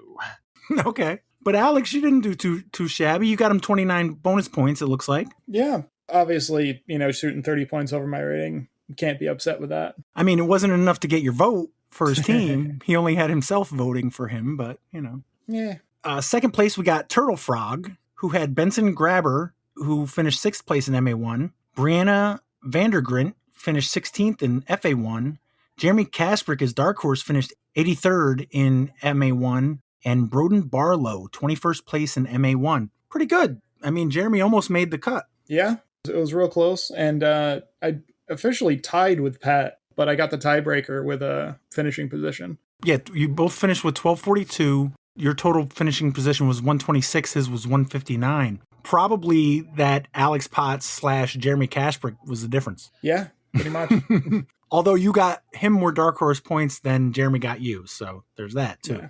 Goes both ways. But your winner, or Week in Maine, was the prize for the Hudson Valley picks. Jamin, Dark Horse. He had Ethan Hatters with a flame next to his name, which means largest positive rating difference, plus 36. He came in first place in MA1. He had Gavin Bednar, who finished second in MA1. Kayla Hess, who finished third in FA1. And Tyler the Cannon Gannon as his Dark Horse, who finished 147th in MA1, but also got him 9 points to finish with 1208, which was like 30-something points better than second place. So all our votes were worth it. He also set it up to where I get a team, whoever's left, who wasn't picked. I don't get a Dark Horse, though, so I don't get any bonus points. But he gave me Gianna Losito, who won FA1. Nobody picked the FA1 winner. Addison Sells, who came in 7th in MA1. Holt Whitted, who finished 12th in MA1. And Keenan Druding, who finished 12th in MA1,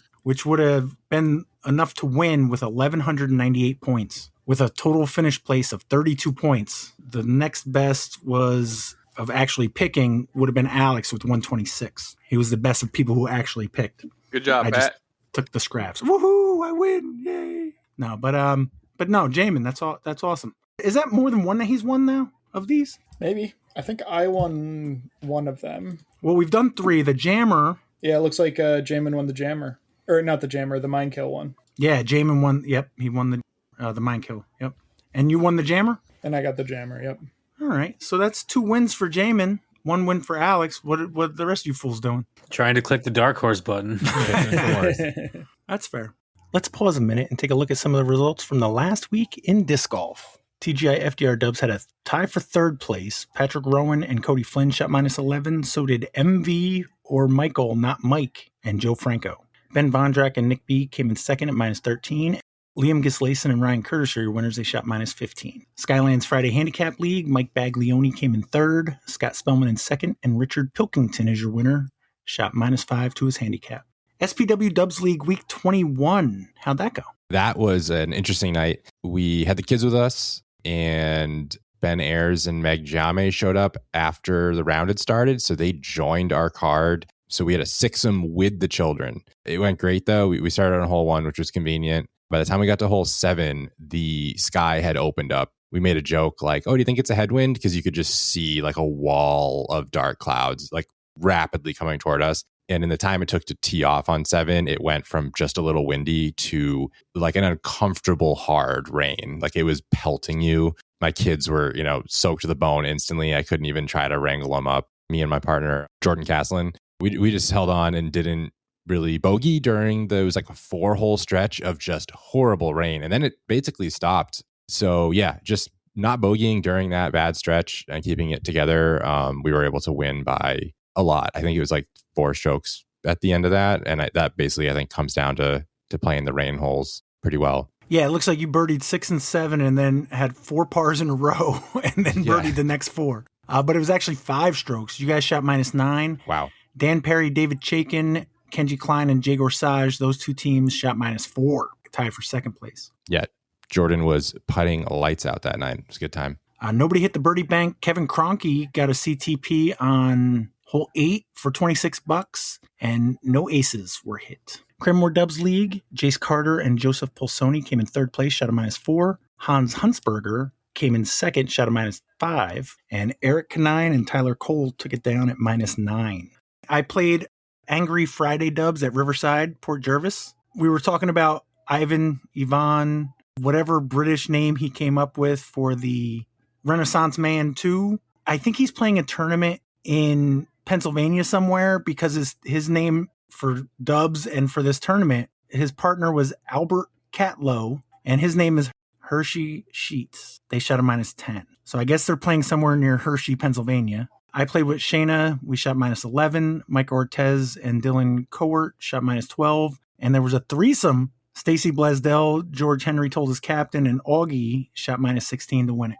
On Saturday, Wedge held its August monthly. They had 13 players on a beautiful non-humid Saturday. The layout was yellow plus the ace place. C pool, Victor Marty took that down, shot a plus 6. In the B pool, Mark Affect came in third, shot a minus 3. Steve Magnuson in second at minus 5. And your winner, Ishmael Valencia, shot a minus 9. The A pool, Michael Smith came in third, shooting a minus 14. Eric Bowers in second at 15 under. And your winner, John J.P. Hafner, shot a minus 17. Skylands also had their monthly for August. Looks like Joe Balistreri took the C pool with a plus 4. Jeff 1133 came in second in B pool with an even par, and Tibor is your winner. He shot minus 1. In the A pool, Arson came in third, shot a minus 2. Jacob Driscoll in second at minus 3. And Danny McCormick, your winner, shot minus 7. Thatcher's Saturday dubs, week 9. Patrick Jeffries and Isaiah Mercer came in third place, shot a minus 7. Denny Daly and Dan P came in second at minus 11. And Colm Grant and Jason Malloy are your winners. They shot minus 13. They also hit the birdie bank for $66. Mark Stryker got the CTP on hole 3, and there were no aces. Sassafras Sunday solo at Dove Handicap League.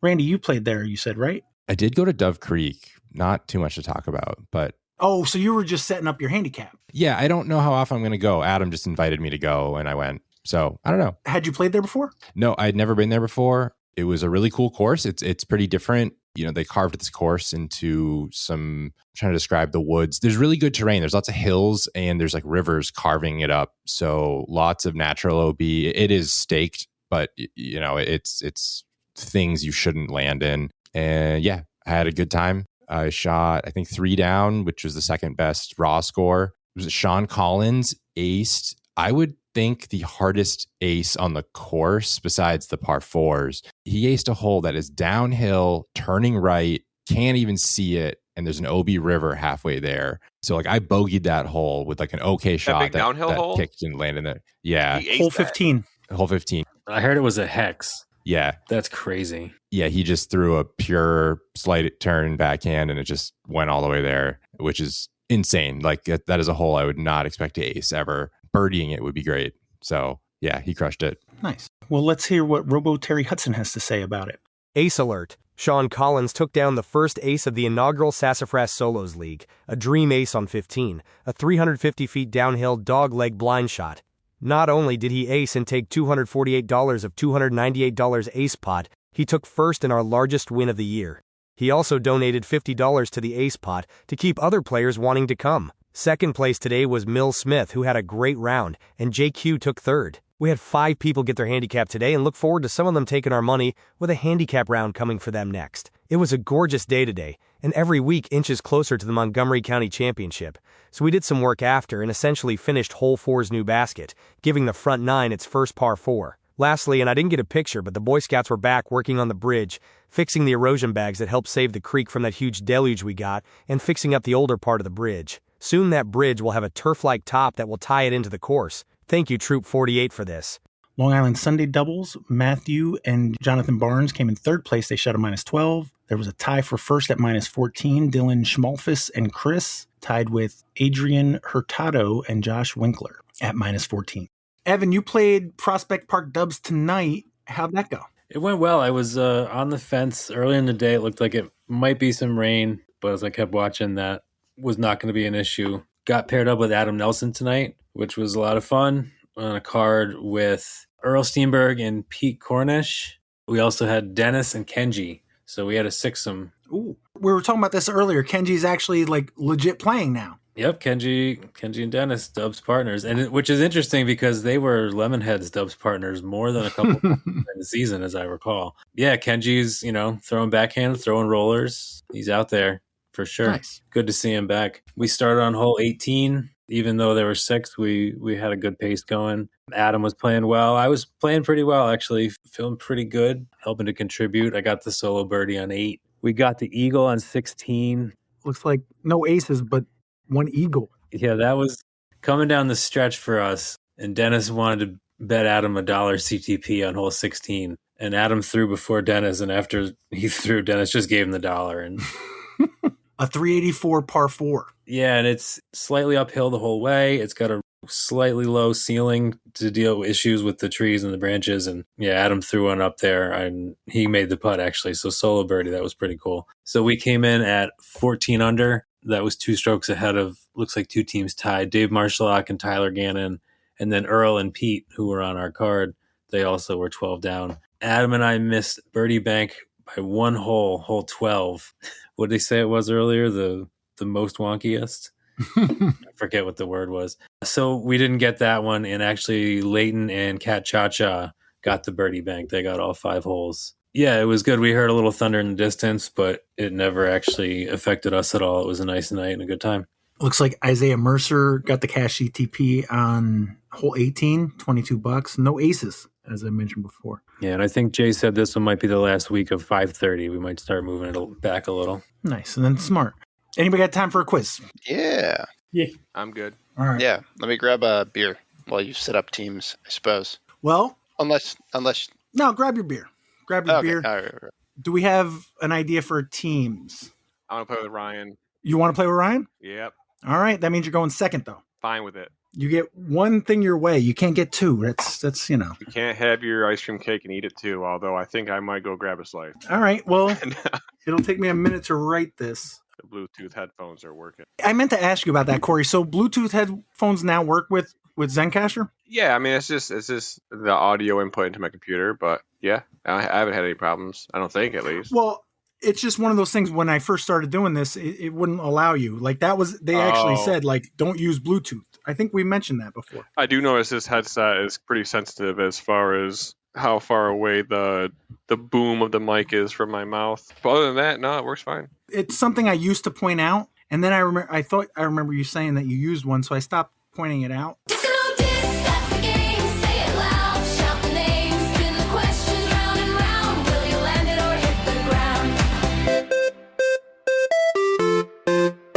Alex and Evan, I got 3 categories of disc or no disc. Would you like category 1, category 2, or category 3? You got a preference? Number 1. Sounds good to me. All right, question 1, category 1. What word can mean an act of traveling across water, a piece of canvas, or a homophone for a retail clearance event? What word can mean an act of traveling across water, a piece of canvas, or a homophone for a retail clearance event? Sail. Agreed. Good. That was good. Sorry. You guys agree? Yeah. Is the sail a disc? I'm pretty sure it is. Alex did it better. PDGA, if I remember correctly. You guys agree? Yeah. Disc Golf Association. I don't know this DGA you refer to. February 25th, 2016. No pressure, Corey and Ryan. You're already down 2 points. You haven't even done anything. Category 1, category 2, or category 3. Are you back, Ryan? Is this dude brewing it himself? I have to wait for my partner. That's fair. What are your initial thoughts as far as category selection? I was thinking 2. I don't know why, but No, that's fair. Ryan? It's weird because there's no noise, so I don't know. It's like a seance. Is Ryan in the room with us? I'm back. Oh, Hello. okay. Sorry. He did say something. What'd I do? Nothing. I know. I literally just put my thing back on. Sorry. Well, No, you you're lost rock, paper, scissors, and you're stuck with me. Oh boy. You guys want category 1, category 2, or category 3? You're already down 2 points. Alex and Evan took category 1, got it right, and knew whether it was a disc or not. Wow. Did we get any of my bonus points for getting the disc? Oh, I forgot about this. Oh, but yes, we're going to combine them. You got 1 bonus point. So you guys are down 1 point. Would you like category 1, 2, or 3? Corey and Ryan. They picked 1 before Ryan, so you pick. See if you can knock the rust off. It's been a while. Yeah, it's been a while. Let's take the other category. Okay, well, it's 2 or 3. 2 or 3.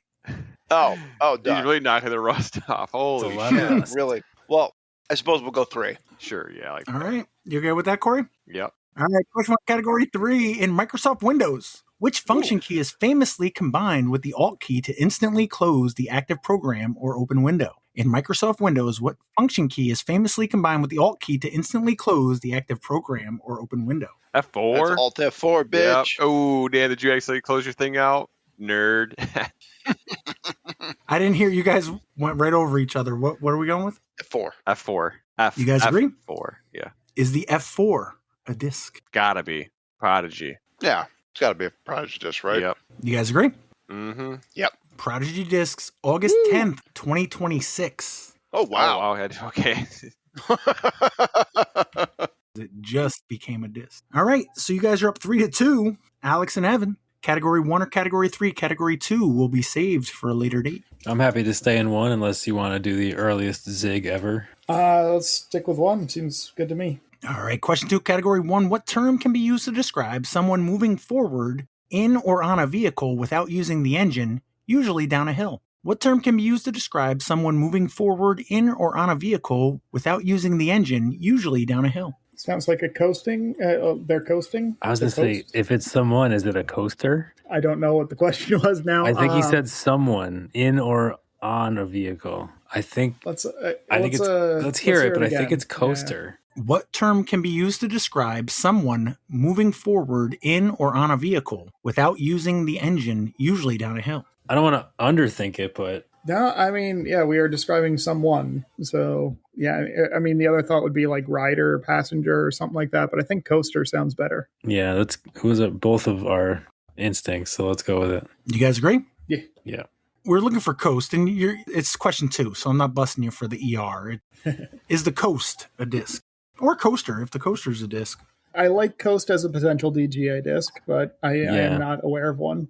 Exact same feeling. But it makes sense to me, and I would not feel bad saying yes. Let's do it. Okay. You guys agree? Yep. Yeah. Climo Disc Golf, March 16th, 2026. I don't think I knew about that one. Corey and Ryan, question 3 in 1 or 2 in 3? First question, what was the answer to category 1, question 1? Sail. Because I missed it. Sail? It was a DGA disc. Got it. Okay. So far, for category 1, it seemed kind of soft. It does. But F4 was really soft. So category 3 might be curated. It could be. Potentially. I think they're all curated. I think curated is probably the wrong term, but yeah, because that's kind of my job, is to curate questions. But, okay.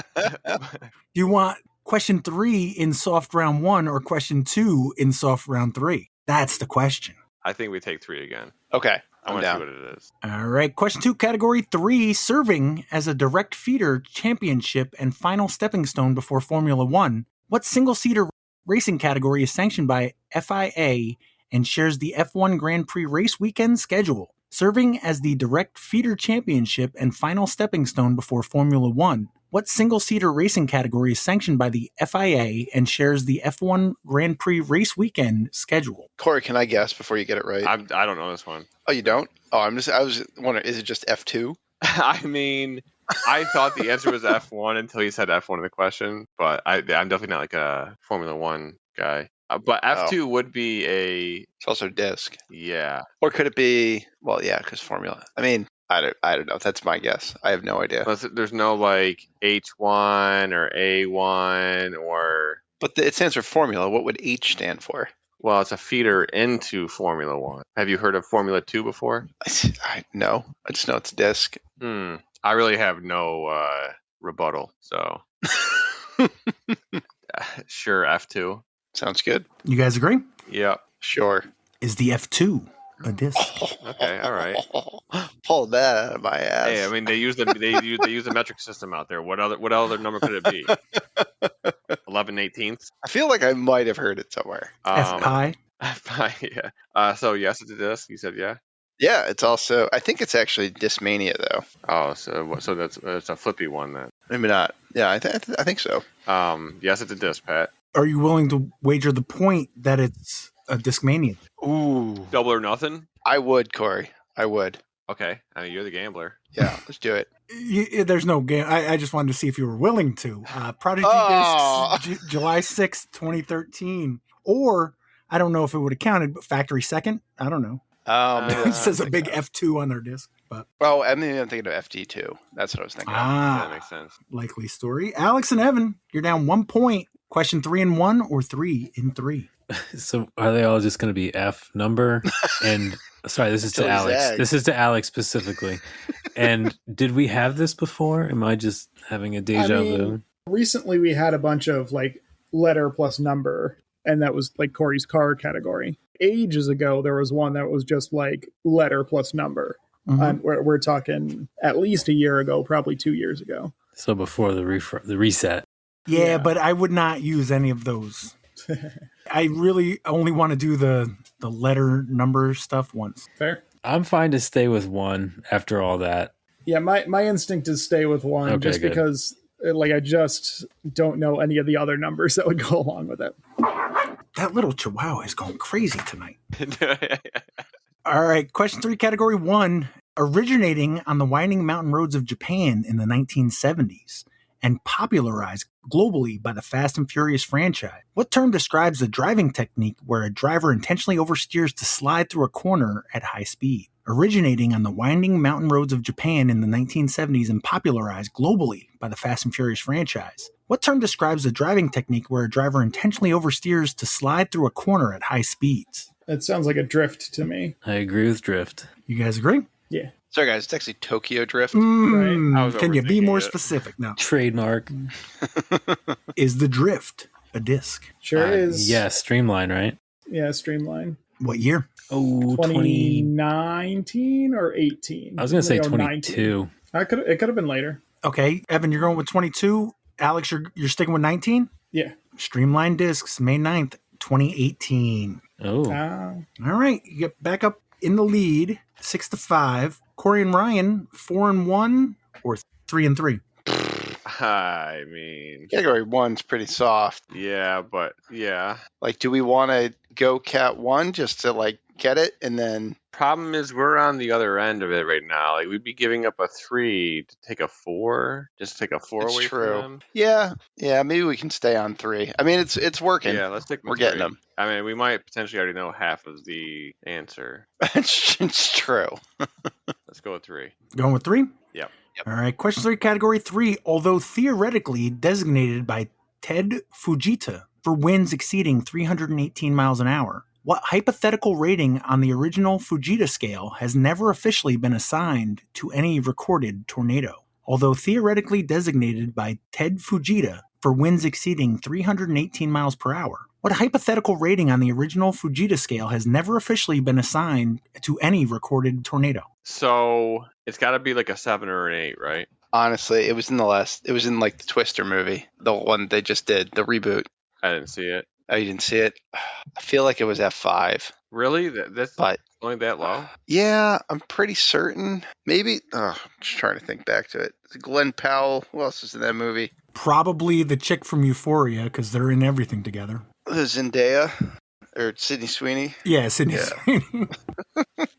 Zendaya's in everything.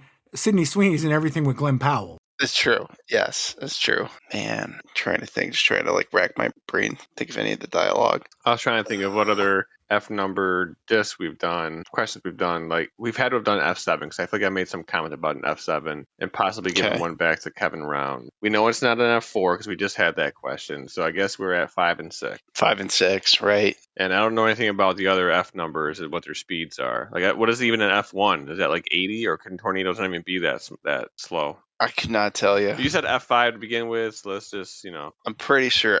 That's what's resonating with me. But now I'm thinking 6. Let's go F6. All right, let's do 6. Let's do 6. Yeah, F6, Pat. You guys agree? Yeah.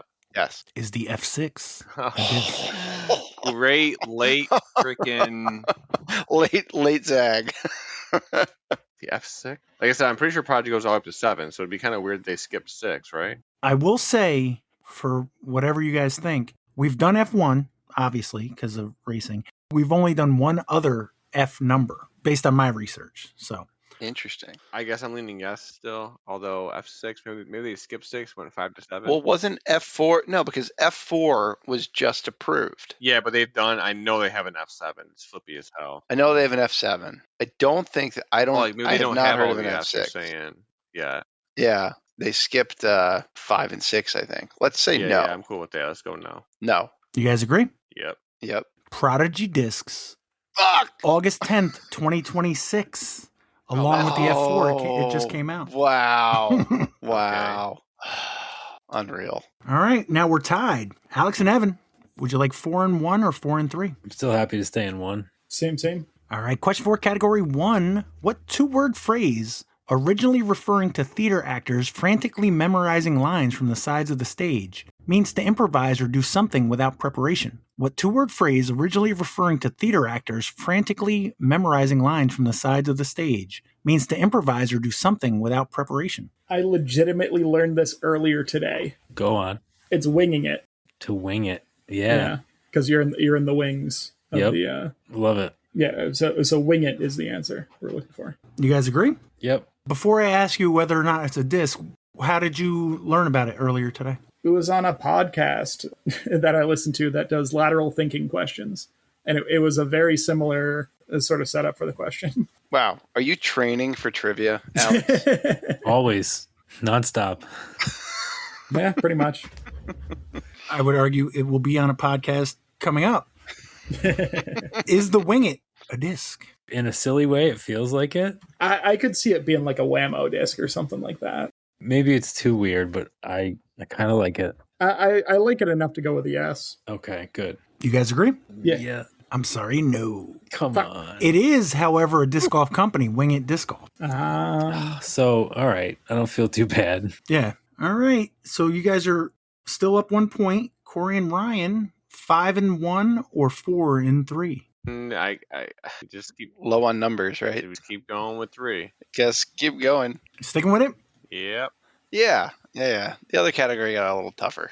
All right. Question 4, category 3. In Microsoft Office programs like Word and Outlook, which top row function key is the dedicated keyboard shortcut to instantly run a spelling and grammar check? In Microsoft Office programs like Word and Outlook, which top row function key is the dedicated keyboard shortcut to instantly run a spelling and grammar check? I don't know this one. I know like control K is checks like address book lookups and stuff. really? I mean, I guess it's probably F7. F5 is refresh. No hitting the buttons while...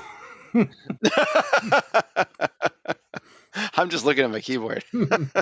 Man, that's one I don't know. F5 is usually like a run button and other. Yeah, I think it would definitely be between 5 and 8. What number did you say originally? 7? I was thinking F7. I don't think it's 5. It can't be 6, 7 or 8. Could it be F3? Oh, Because like F1 is like save, F2 is. I don't think it's F7 because I feel like we've had that before. So maybe Yeah, we just say bet F3. I'm okay with that. Yeah, let's go F3.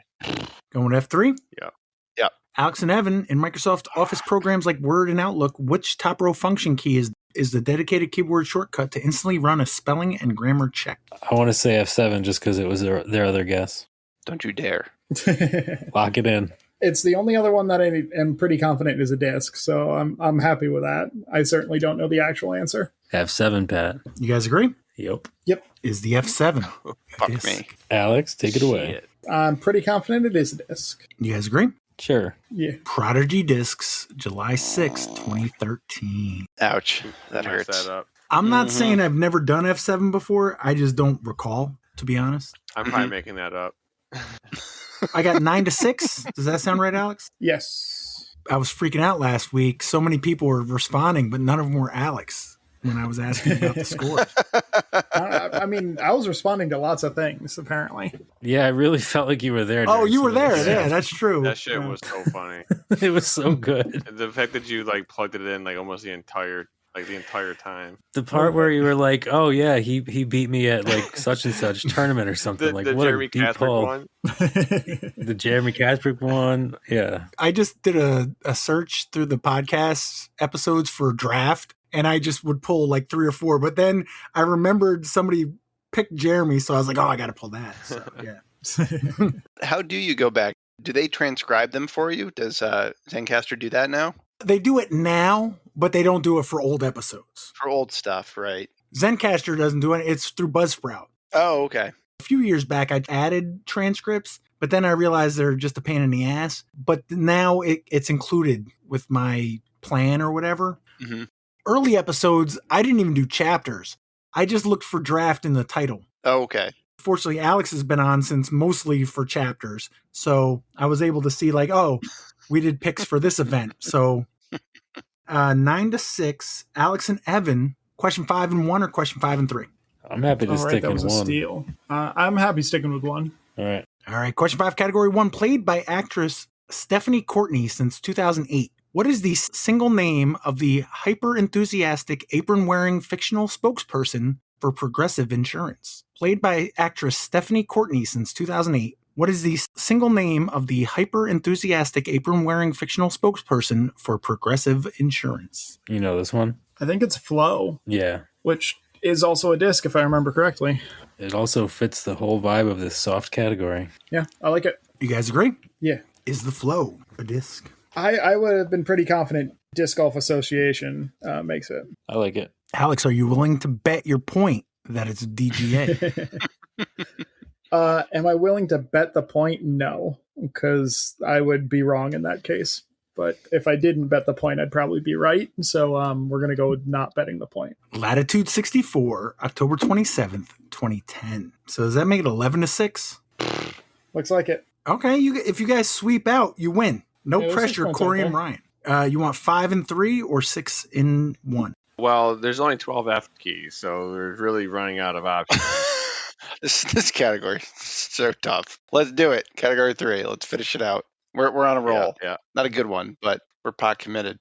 All right, question 5, category 3. What 2-character abbreviation was widely used on promotional posters and marketing materials for the 2017 blockbuster, The Fate of the Furious? What 2-character abbreviation was widely used on promotional posters and marketing materials for the 2017 blockbuster, The Fate of the Furious? 2017. What the hell is... We're Yeah, talking 9 years ago. this is a blockbuster. I've never heard of it in my entire life. What the hell's Fate of the Furious? It's a Fast and Furious. Oh. Fast and, like F, It's going to be F2. like F8, Fate of the Furious. Oh, okay. Okay. I don't know when they started using. It's not Faster, Furious, or... Well, the thing is, like, I used to be in a Fast Furious, but once I think after like Tokyo Drift or maybe the one after that, That was 3. yeah, but Right. so like, that's what I'm saying. Like, so when they started calling them like F numbers, did they start with 4? Because they didn't call the first one F1, they didn't call the second one F2 or Tokyo Drift F3. Right. So it got to be 4. No, Oh, we already did guessed 4. We'd be looking at like either 5 or 8. But 2017, so it's got to be 5. you think so? Is there really that many Fast and There are, like, Furious 12 now? No, Oh, Yeah, there's been like Jesus 3 Christ. since then, Wasn't there a Fast X? at least. Good Lord. So they're doing like more than one a year. Really milking it's it. like freaking Rob Dyrdek's goddamn TV show. They just keep pumping them out. It's that ridiculousness or whatever. F8, I believe the answer is. F8. You guys agree? Yep. Yeah. Is the F8 a disc? This one I want to say no to. If they came out with it, it was in the past. I mean, they came out with 5 and 6 or whatever the other. But they might have just been to fill in the gaps, like just to get them up to the 7 they already had. All right, I'm good with no. Let's go no. You guys agree? Yep. You are correct. Sweet. So final round, it's 11-8. Alex and Evan, if you get this right, you win. Question 6 and 1 or 6 and 3? Stick with 1. It's been good to us. Nah, you want 3. You're out of numbers, you know? Process of elimination. You need us to get it wrong either way. So That's why I want you to take 3. I'm happy with 1. All right. Didn't Question take 6, spade. category 1. Didn't take it. In the 1980 classic comedy film Airplane, what is the occupation of the inflatable, smiling, and occasionally pipe-smoking character? In the 1980 classic comedy film Airplane, what is the occupation of the inflatable, smiling, and occasionally pipe-smoking character? The only inflatable character I remember from Airplane is the autopilot, right? Yeah, the pilot. Autopilot and pilot are both discs. Oh, yeah. I think we've done pilot before. But I think you're right. I Autopilot's- like autopilot specifically. It's a newer one. Yep. You guys agree? Yes. Yeah. What was his name? I don't recall. Good question. Otto? You are correct. Good guess. Is the autopilot a disc? Yes, it is. No. Yep. Who Eagle makes it? McMahon's new putter. Streamline. What year? 2026. Streamline Discs, May 25th, 2026. I bought a couple of them to try. Me too. Corey and Ryan, final 10 question. points. This is worth, We'll take category 10 3 points. What is the alphanumeric name of Brock Lesnar's signature finishing move in which he lifts his opponents onto his shoulders in a fireman's carry and spins them into a facebuster? What is the alphanumeric name of Brock Lesnar's finishing move in which he lifts his opponents onto his shoulders in a fireman's carry and spins them into a facebuster? Good Lord. The only wrestling move I know is like, what was that? The DDT? The DDT. Wasn't Did that you one? get the sweet chin music DDT. from Shawn Michaels? Stone Cold Stunner. Wasn't the DDT Jake the Snake Roberts? Oh, I was thinking, who was the black guy? Booker Rock? T. Junkyard Dog. No. Booker T. T. Yeah. Booker T was not. Yeah. Actually, my OG favorite guy was, who was the dude with Sacco? Mick Foley? Mankind. Mankind, Mick Foley. Oh yeah, Hell in a Cell. Dude. Him, that Undertaker fight. Yeah, I kind of remember Oh that my god. one. Coco Beware was mine. Rey Mysterio. Dude, Rey Mysterio versus Rikishi. Remember that dude? He would just shake his ass and then suffocate you with his butt cheeks. I do remember that. Rikishi. Damn. It's all coming back. Brock Lesnar, though, I have no idea what his moves were. Other than look ugly. Shit. Yeah, when was Brock? I mean, that was like the only wrestling I watched was like when Nintendo 64, the WCW, like WWE or WWF, WWE video game. I remember that, but I think Brock Lesnar was after that, so I got no idea. It's got to be a F9, F10, F11, or F12. F3 still there? Oh no, F3. Yeah, we guessed F3 and it was wrong. Yeah, so it could still be there, but like none of those sound like good finishing. So like F9 maybe, I don't know. I feel like 10, 11, 12. That's too many. That's too many numbers. I mean, how many times? I mean, you're not gonna twirl somebody around 9 times. You're gonna get dizzy. Oh, so maybe three. Yeah, I do like that. The flip 3, the whirl 3. Yeah, let's go F3. F3. You guys agree? Yep. You didn't sound very confident there. You were disappointed. Alex Like, and Evan. sure? What do you God guys damn think? it! Pretty sure it's F9. I would have been like 99% sure it was the F5. Oh. Like to the point that I had typed it in already. Okay. Well, we're gonna go with Alex. F5. Do you guys agree? Yes. Is the F5. How did we skip over the 5? I'm looking right at it. The 5. You got 5. You got 5 fingers. Is it a disc? Probably. 6 was a disc or wasn't a disc? 6 was a disc, but they guessed wrong. Because it just came I'm out. writing down that week. level of detail, Evan. Yeah, bro. I'm happy saying yes. We don't need to stress too much. Okay, we'll say yes. Yeah, I'm just trying to. Prodigy Weird echo. Discs, November 1st, 2013.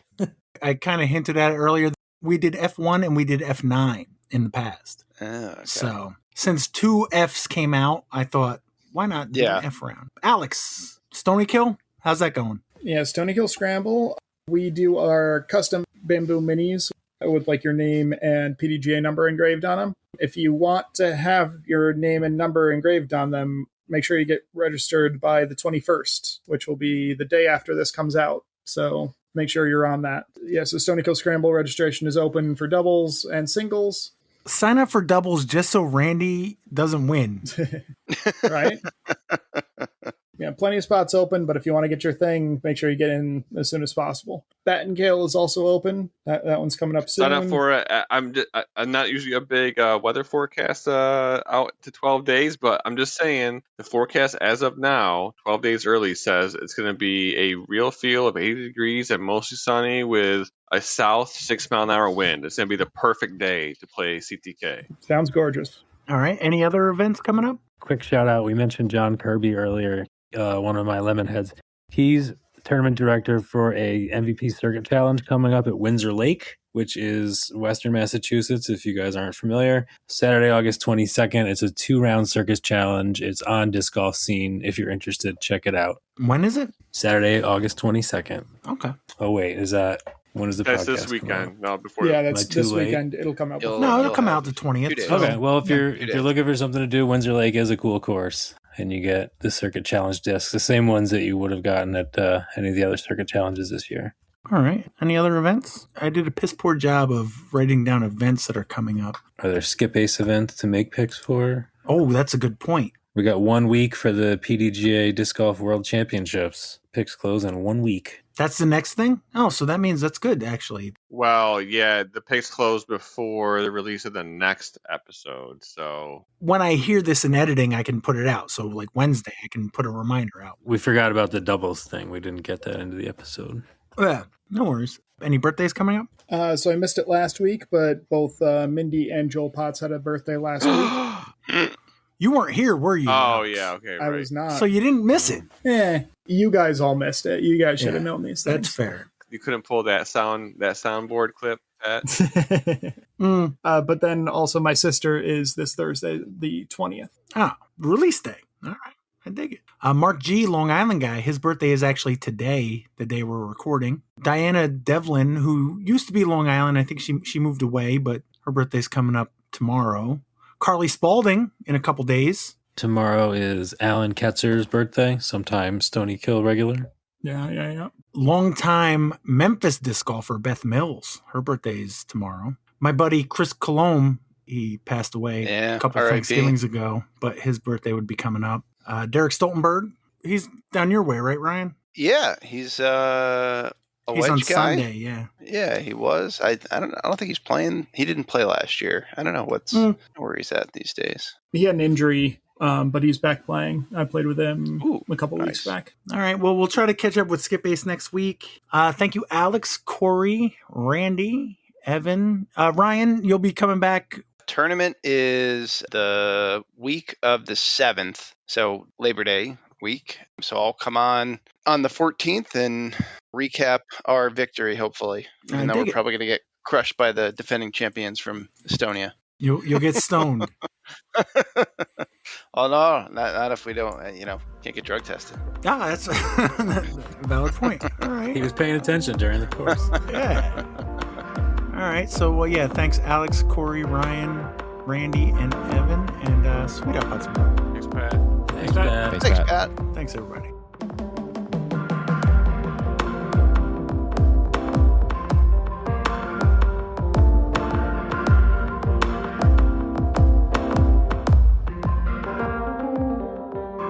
My uncle came out for my birthday, and one of the things he gave me was like a bucket of beers. And I'm sure you've never heard of them. They're Outlaw Lights, like 4.2%. Kind of reminds me of like you know how Coors has like a tingy taste to it.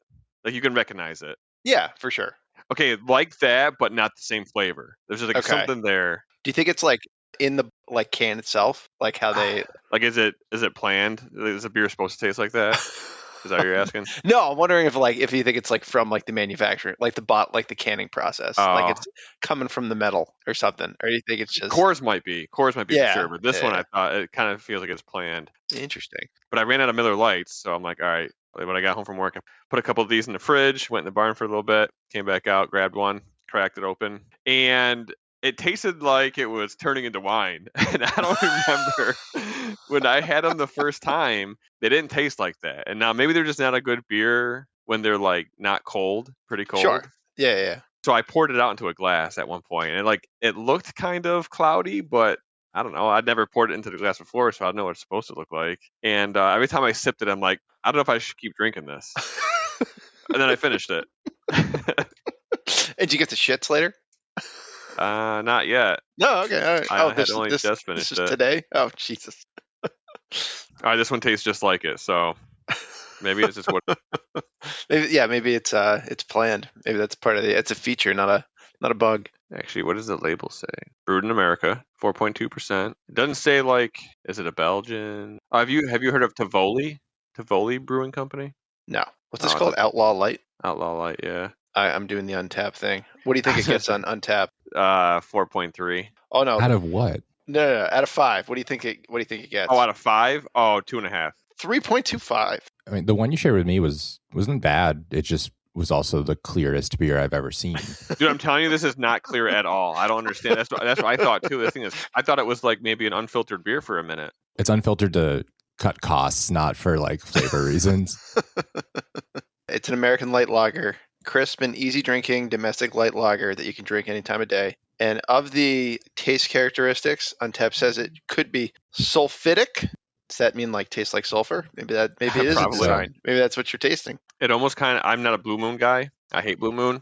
It almost kind of tastes like a shit Blue Moon, like a shittier Blue Moon. Oh, never get Blue Moon Light. It's bad. I'll take your word for it. It came in a pack that had, I think, mango Blue Moon, and that was just outstanding. So you just got to find that one without the mix pack. Sure. Oh, Ryan, you're a Ruby Red fan, right? What's that? Ah, damn Jenny. it, never mind. You're not. It's not. You're not who I thought you were. But it's Jenny? The Jenny Ruby Red. I will do you one better. On Saturday, I'm going to be literally this Saturday, I'm going to go to the Genesee Brew House in fucking Rochester. I went to the Unadilla motocross races this past Saturday, and the beer truck they had there, Like literally had like your classic like White Claws and Sunjoys and the Bat Blue or Light or whatever. But then they had, and it was the cheap beer too, the $7 ticket. You could also get Genesee Ruby Red. Okay. I So gotta I try it. slipped on a few of those. Is it like grapefruit lager, Yeah. basically? Nah, Yep. that sounds delicious. That's a good disc golf summer beer. For sure. They had the peach one, which is delicious. I would say you probably can't have as many of those before it kind of seems like too much. Like just like, not too much beer, but sweetness. Yeah, you can't do too many of those. I actually found, since this is a disc golf podcast, I found the best disc golf type of beer you can have. Founder's Low Profile. Anybody heard of it? No. No. It's an IPA. Okay. It's very much like All Day, but it's 3%. Wow. Some people call it like a session. I think it's even more. I think it's more like a, I don't know. What's more than a session? Like a, I don't know. I should know that. That's a good question. It is a thing. Like it's a big thing for certain styles, especially in Europe. Like they make like, I've heard them referred to as like baby saisons and stuff, and they're only like 2.5 or 3%. It's like also Utah a thing beer. in Utah, right? Exactly. Yep. Oh, not session. I forgot. Saturday Night calls it their Weekend Warrior mid-strength. I would say 3% seems a little low for mid-strength. Have you guys had a mango cart? Yeah. Oh my god! And that's only 4%. So like you can drink them all day. That's good beer. There's already All Day.